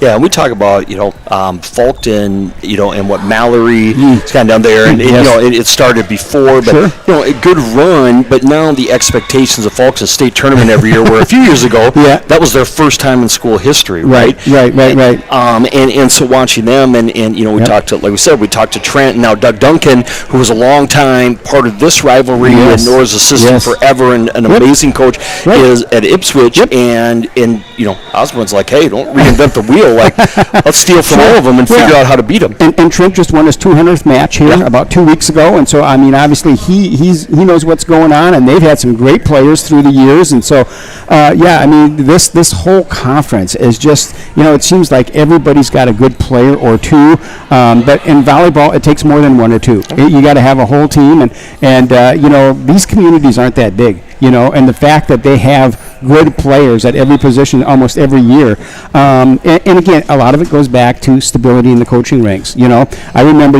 I'm sure you do too, about 2 or 3 years ago, Warner was really hit hard by graduation, and so they were playing a lot of young kids, and they started out the season 8-8. And the next thing you know, they had won 12 matches in a row. They were in the semifinals of the state tournament, and they pushed Northwestern pretty hard. I think they ended up taking third that year. But again, you get a good coach, you get some kids that are pliable, coachable kids, athletic kids. Next thing you know, you can really build something. Well, and I think both of these teams, they understand how to play in big matches, where it'll be interesting. We talk about Wolsey Wessington. We love them, but we've talked about them a ton. It's a great story. Right. And it's funny because we actually posed that trivia question, has anybody beaten Warner and Northwestern the same year, let alone the same week? But the difference with Wolsey Wessington is their goal coming in the season was to make the SODAC 16, because they've never done it before, right? So for them, where these teams, it's to make a state championship and probably to win a state championship, right? That's just the goal every year, because they've played in so many big matches. And we also talk about, I don't know if anybody year in, year out has a tougher schedule than Northwestern. Maybe Sioux Falls Christian, but maybe the Class B. Yeah, I get it. But here's the thing, Tip. Wolsey Wessington, you say, well, will the moment be too big for them at some point? When you can go toe to toe and win 5-set matches, 3 in a row, just pick them off, boom, boom, boom. I mean, I watched part of that Warner and Wolsey Wessington match. Warner was up 8-5 in the 5th. It would have been easy for Wolsey Wessington to just kind of hang their head, but they didn't do that. They came back and they won that pivotal fifth. Every time you can do that, now your confidence grows and you've got a memory to build on. And so even though they haven't been there, done that, I don't think there's anybody right now that would say, we want to play them in the playoffs. No, and we just got done talking with Carrie about that. We'll bring you back on in November to talk about that more, because we'll be here till the varsity match is over. We can know, and I told you we would do this. But one thing I've always respected about both these programs is, I think, the volleyball IQ that their coaches instill. Yeah. Oh, there's no question. I mean, and you really see it when you see other programs and they don't necessarily have that. They make the game look so easy. And to the casual fan, they go, oh, that's not that, and to people that understand volleyball, it's not that easy. I mean, you really have to move in synchronicity. If you have a weak link, trust me, Norgroft or Kerry Jung will find it. Okay, they will exploit it. Okay, and so to that end, it takes 6, 7, 8 kids, and when we all work in unison, it's a beautiful thing. Absolutely. So again, we're here with Dave Billhauer from SD Sports Scene. You got to go and check out his website. Make sure you check him out on Twitter, especially on match night. He is all over the place with updates in this part of the state. We follow him. We count on him for our updates when we're following along in Sioux Falls. But we're going to end with the question, and then we're going to go grab a couple Warner athletes. But I want to end with one of our questions, and it's question number 5, I think, was the one. Yeah. I'm sorry, Haley. Hope it's not too tough. No, it is. It's one about the Warner Northwestern, the best match. Oh boy, that's like picking your best pizza. I mean, how are you going to do that? But I will say this. Okay. So hold on, real quick. So before so the question is, what is the most memorable match in the Warner Northwestern? You get one, I get one. I'm going to let you go first. Okay. And I'm going to preface my answer by saying I didn't choose a match because of who won or who lost. Yep.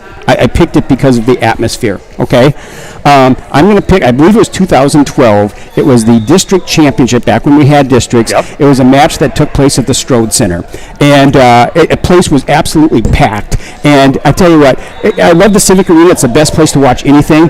But when you get literally hundreds, maybe thousands of fans in the Strode Center, and it's standing room only crowd, and the atmosphere is just electric. You just cannot beat that atmosphere. And so again, the winner moved on, the loser, their season was done, and so that for me, that was my most memorable match between Warner and Northwestern. So you're not going to tell us who won that one? I can. Yeah. Okay, Northwestern won it. Jesse Tusherer was one of the marquee players. So absolutely. And in mine, I'm going to go a little more recent, but 2018 state title game for a couple reasons. Again, not because necessarily of who won. Warner won that match, their last win against Northwestern in this rivalry. But me, I thought it gave credence to the Sodak 16, which we had talked about. We had talked about up here forever. Sorry about that. Kids, shut off your phones. And we told people forever that if they'd had the Sodak 16 15 years before, there might have been a lot more matchups there. There's no question about where that. Sometimes the second best team got left home, so I thought it did that. Also, we're going to see Peyton play today now as a senior, as a freshman on that team, and that was one of the few years that Northwestern had won during the regular season. And then turned around in the postseason, and Warner got them in the postseason. Normally, if you look, we just put the whole history up a little bit ago. Whoever won in the regular season, and so to me, that doesn't happen a lot. Right. Well, there were times where they play 4 times in a year. That doesn't happen anymore. Yeah, and so we have that debate. We talked to Dennis Northrup too, and he's like, I kind of selfishly like to get to see him three times a year, right? Yeah, exactly. But on the state scene, I think it's cool they get to focus and marquee. That's been in the state finals, state semifinals, and so good to them. What are you looking for maybe today as you cover it and having seen both of these teams already? What's just something as a fan or a sports fan in Northeast? Well, again, it's kind of hard to gauge because, against common opponents, they've had same results. They haven't had a lot. Northwestern's obviously played more matches because they were in a Parkston tournament and all of that. And so, it'll be interesting to see. They've, Warner's already had to deal with some injuries, some stuff that happened this summer. And so I just think it's going to be a really, I've covered enough of these to know that it's going to be a really competitive match because, even if it's a sweep, and there haven't been many of them, they're not like 25 to 7 or something like that, they're all competitive sets and just the atmosphere. And so, I think this is, arguably for the conference championship, although Faulkton, Aberdeen Christian, some of these other teams are going to have a lot to say about that. So, you can't say, well, the winner tonight wins the LRC, although most years you can. But I think it's going to be a good match. But, we're talking, and it's September 9th. This is not the end of the, end of the season and that sort of thing. So, we don't want to put the cart in front of the horse and say, well, tonight's the end all. Whoever wins this is the pre-favorite to win it all or anything like that. Because there's just a lot of volleyball left. But, again, it should be a fun match. Yeah, and one that'll give somebody momentum, but we had talked about it earlier, and Haley touched on that maybe win or loser and get back up tomorrow and get back to work. That's what these coaches do. So, Dave, I want to thank you, man. It was great seeing you. I am so pumped. Thanks for having me. I appreciate it. Again, is it just SD Sports Scene? It's www.sdsportscene.com. Sports Scene is all one word with the shared S.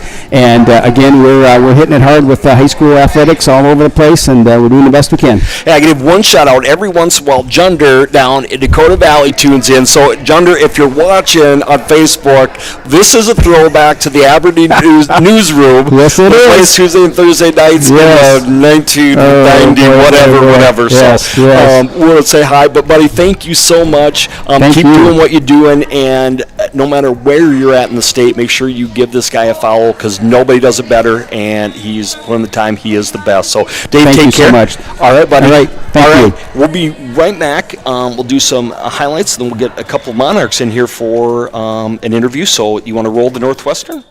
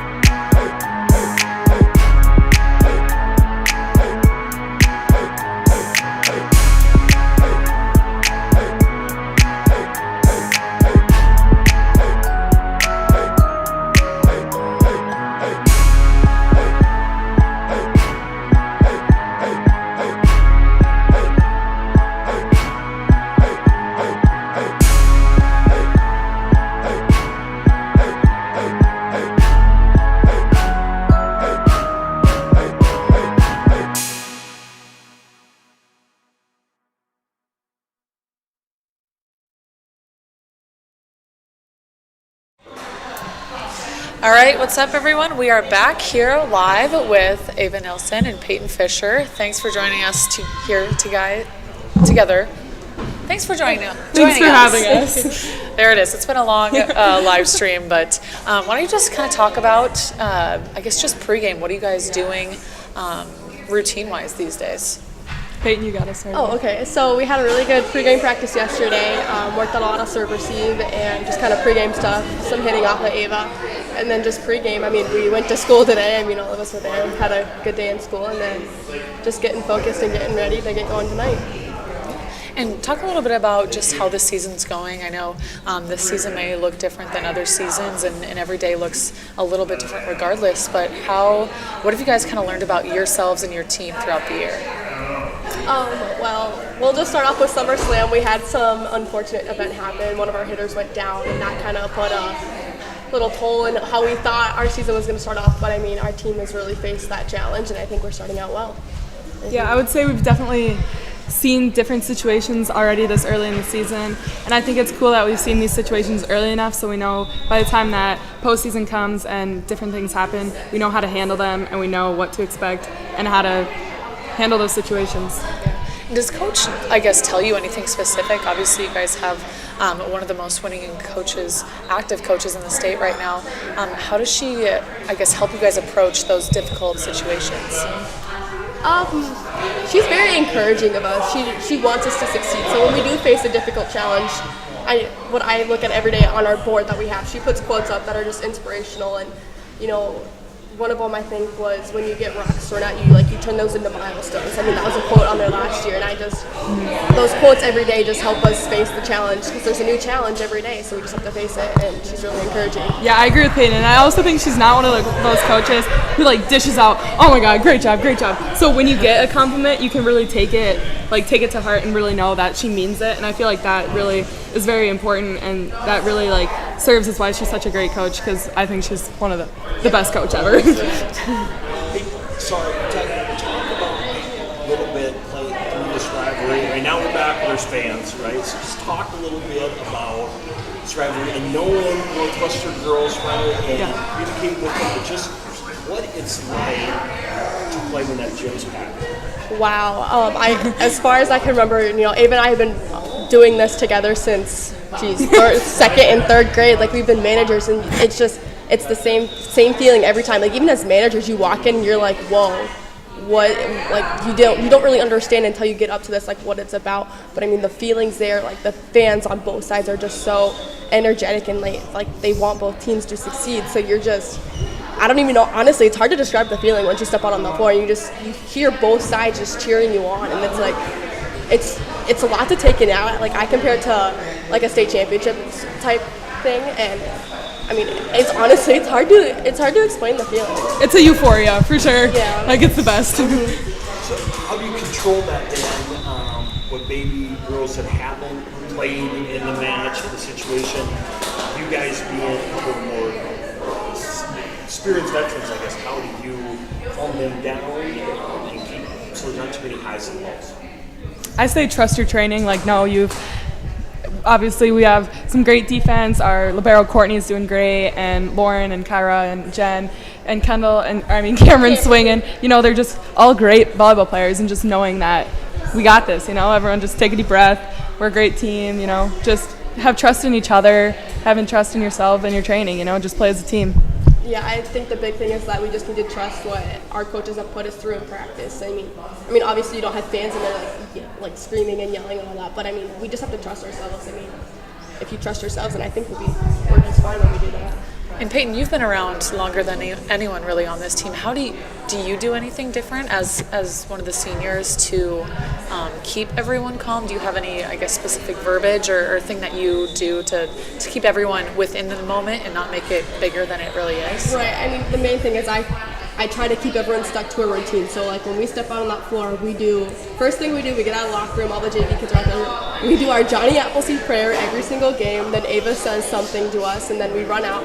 And it's just kind of keeping everyone calm. Like, if you make a mistake, it's not that big of a deal. And that's a big thing Coach Young preached yesterday in practice. Like, if you make a mistake, just move on. Just move on. Like, everyone's going to make mistakes. It doesn't really matter who does. Like, you just got to move on, and just to keep a steady playing field, because she doesn't like this. If we go up and down, she doesn't like that. So we just like to keep our play straight and just get our serves in bounds and just trust our defense and trust our offense. Ava, just quick talk about a little bit Peyton, because we touched on over here. Peyton, first of all, I can't believe you're a senior and I'm a senior citizen now, so I can't believe, right? Right. We're getting older, but talk about your relationship a little bit and maybe what you've learned from her over the years. When we talk about you're the last time we won the state championship, you're the setter, accepting your role. What have you learned leadership-wise from Peyton over the years? Yeah, she's definitely, when people ask, hey, who's your role model? I think big names are thrown out there, like huge names, and I think it comes down, Peyton, she's my role model. Like, she can take so many situations and, just make the best out of it. No matter if it's a rainy day, she'll be like, hey, at least we're getting rain, the grass needs to get green. If it's sunny out, she'll be like, oh, hey, maybe we can get a tan, And no matter the situation, I think she's just an inspiration. And, she's always fun to have on the court. She handles the situation so well. And she's just, a spark in the play. She's awesome. Last one I have for you guys. What do you guys need to do? Regardless of what Northwestern does, what do you guys need to do tonight as a team? You will be successful if you can. I think we'll be successful if we can just play our game and do the things that we know we can do well. I mean, our defense is second to none. I think we're really peaking at our defense, and even like our serving, like the other night when we played Miller, like our serving really carried us, and just trusting each other, communicating on the court. Those are a big thing that'll carry us through this tonight. I would say minimizing errors and maximizing like open spots, not necessarily trying to kill them, just staying on top. If there's holes, finding the holes, and just maximizing on what we can maximize on and minimizing errors, I'd say. Well, you guys definitely listen to Coach, because that's exactly what she says. So you guys passed that test. I'm sure when she watches it back, she'll go give you guys high fives. But we'll let you guys get going. I know you guys got your pregame rituals to get to. So thank you so much for joining us, and good luck tonight. Thank you so much for having us. It's going to be great. Thank you so much. Good job, you guys. Thank you. Thank you. All right. Have fun. We can't wait to watch it. Thanks so much for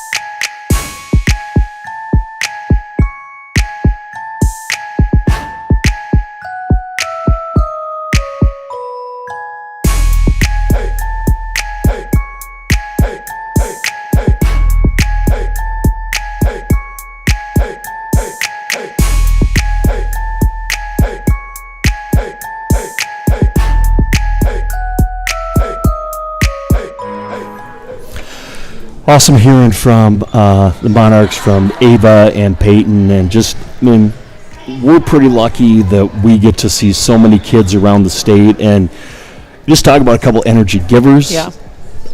That's those two. Yeah, definitely. And it's so cool to see the relationship between two players that could almost have a sour past. Ava coming in and taking Peyton's spot, if you will, taking over sitting duties. And you see Ava giving praise to Peyton in the way that she handles situations, and just two true, teammates that buy into programs. And I think that's, what Warner and Northwestern do so well.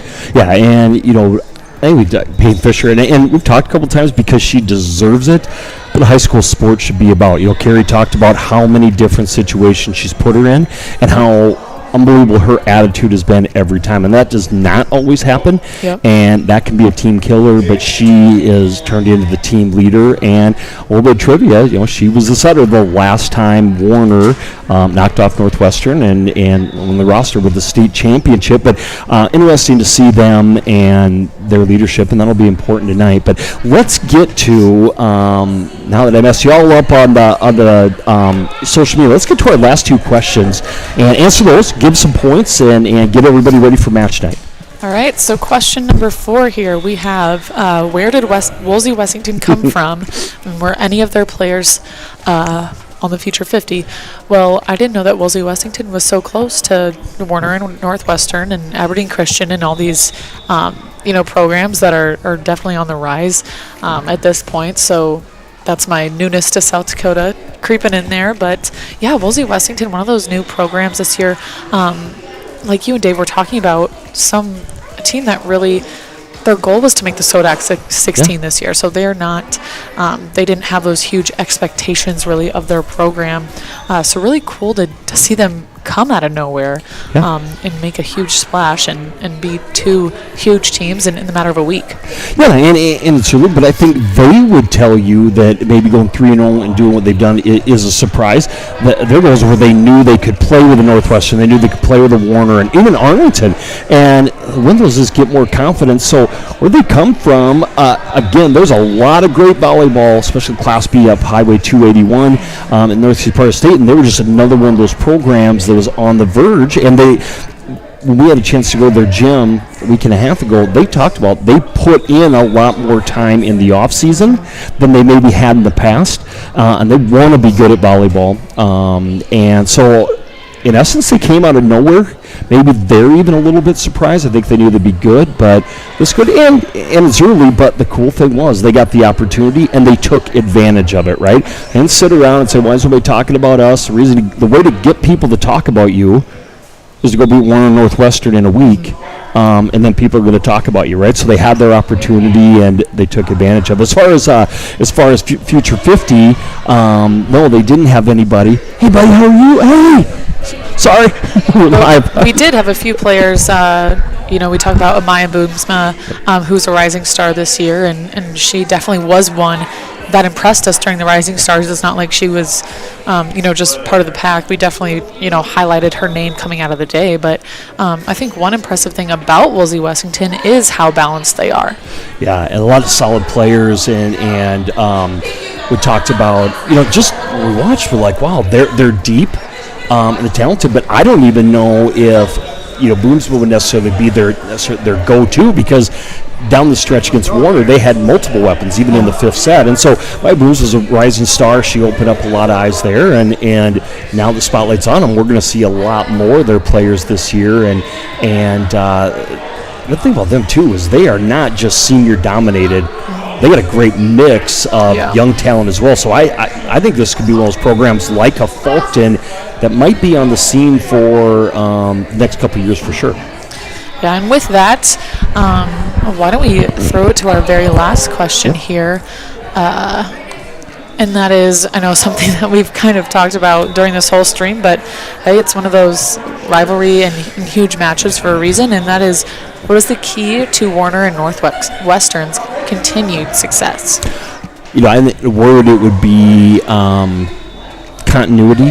Yep. Stable, how stable their coaching staffs are. And we've been around, we talked to a lot of coaches, and a lot of new coaches are like, we're in a program that we want to turn it around. And I remember 8 years ago sitting down with Carrie in her classroom and said, your first couple years, like it was all Northwestern in the rivalry. Yeah. And she said to me, she's like, we looked, and when I started out, I knew that I had to go all the way back to basically the third grade, and we had to outwork Northwestern from the third grade on. Mm-hmm. And it's not a one-step process. It's not a 1 year, but you look at their coaching continuity in Northwestern. Alex Smith, an alumni of the program, right? Doug Duncan, who's at Ipswich now, was a great long-time assistant for Northern. They had that continuity. Lissa Repi, who does their middle school and is amazing. Yeah. They all played for North. They played in state championship games. They won. They have that tradition in their blood. And they know what coach is thinking before she thinks it, probably. Yeah, I think that's one of the huge standout things to me as well, is just these coaches have their programs on the same page from the get-go. There's not some random middle school coach that's teaching different free ball patterns than the high school. Yeah. They all know the fundamentals so well. And newsflash, fundamentals of volleyball really matter. Right, and I think another thing is volleyball is important in both these schools, and they've worked at it. You go talk to any coach in this part of the state, Carrie and Nora have given a huge part of their lives to their programs, right? The other thing is, the YMCA in Aberdeen Forever has had a youth program. Warner has a team in it. Northwestern has a team in it. You ask other coaches who's there every Saturday. watching the 3rd grade, coaching the 4th grade, Carrie, Nora, right? It's not just their high school. They put as much time in with their youth programs year after year after year, and some coaches or programs don't want to admit that. It takes hard work. It's not a one-year fix, and that's, I think, why they've had so much continued success. Yeah, and I think, not to get philosophical, but anything that you put your time and effort into, anything that you buy into, you get just as much as you put in. Yep. So the volleyball players who are wondering why, we're not talking about them during streams like this, what are you doing? Are you in the gym? Are you working strength-wise? Are you working on those fundamentals? So I guess that's just one thing that really sticks out to me about both these programs and why they have year after year success. Yeah, and we use the term in both of our businesses, refuse to be outworked. These two live that in this program. You don't outwork them. You don't outwork them. And what they've pushed each other through over the years is Carrie trying to figure out a way to outwork Nora knowing that she better work hard because Warner's doing the same thing, right? And their coaches, Bobby Duder, too, a longtime assistant, Carrie's, unbelievable assistant, and so that continuity, and it's not a one-year deal, and they just plain work hard. And so I think when you kind of talk about the big three in Class B, well, we talk about Chester, Warner, Northwestern. Well, Jean, Carrie, Nora, year after year involved in every aspect of their program, and there's one way to do it from the 3rd grade all the way through senior years in high school. So they work hard, and they do it the same way every single year, and they have community buy-in. Yep, there's no, easy answer to that. No cheat code, if you will, for volleyball here. So with that, we're almost to game time. Yeah, and we promise we are not making predictions. We're not going to. I do think I will be absolutely shocked if it's 3-0 either way. I don't think. I'm looking for communication. Warner, the Wilson Wessington game, they did, like Carrie talked about. There were times where in the back row they looked around and they're a little shell-shocked, right? And so do they improve in this atmosphere? How is their communication?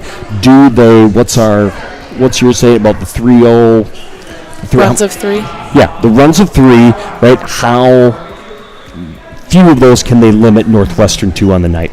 Yeah, I think on the Warner side, we're really going to look to them being focused on that first contact, whether that be in serve, receive, or defense. And I think, like the girls and Carrie just said, they're definitely better, if you will, at the defensive part of it. I think they're a little bit looser, but they're really going to have to focus here on that serve receive, not only because Northwestern has a great serve, but because they need to involve multiple of their hitters to get past that block. They're definitely the smaller team here tonight, but they have those weapons to move the ball around. And then on the Northwestern side, they're going to have to swing multiple times because of that Warner defense. So they've got to either find different weapons than Ella Haven to be able to execute and put that ball down, or they're going to have to find her throughout the rally.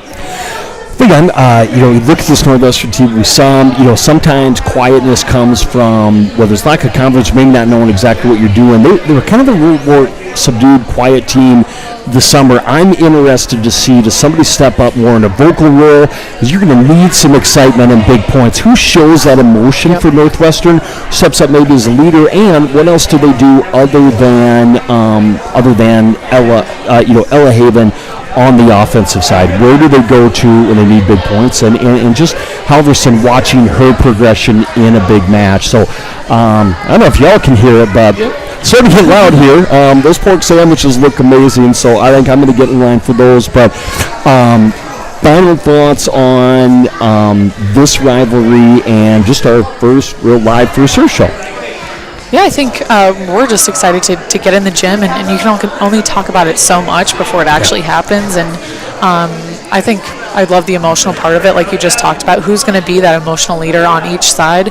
I think we kind of know where it's going to be in Warner's case, but who's going to step up for Northwestern. So excited to get in there and see the full fan experience and interaction.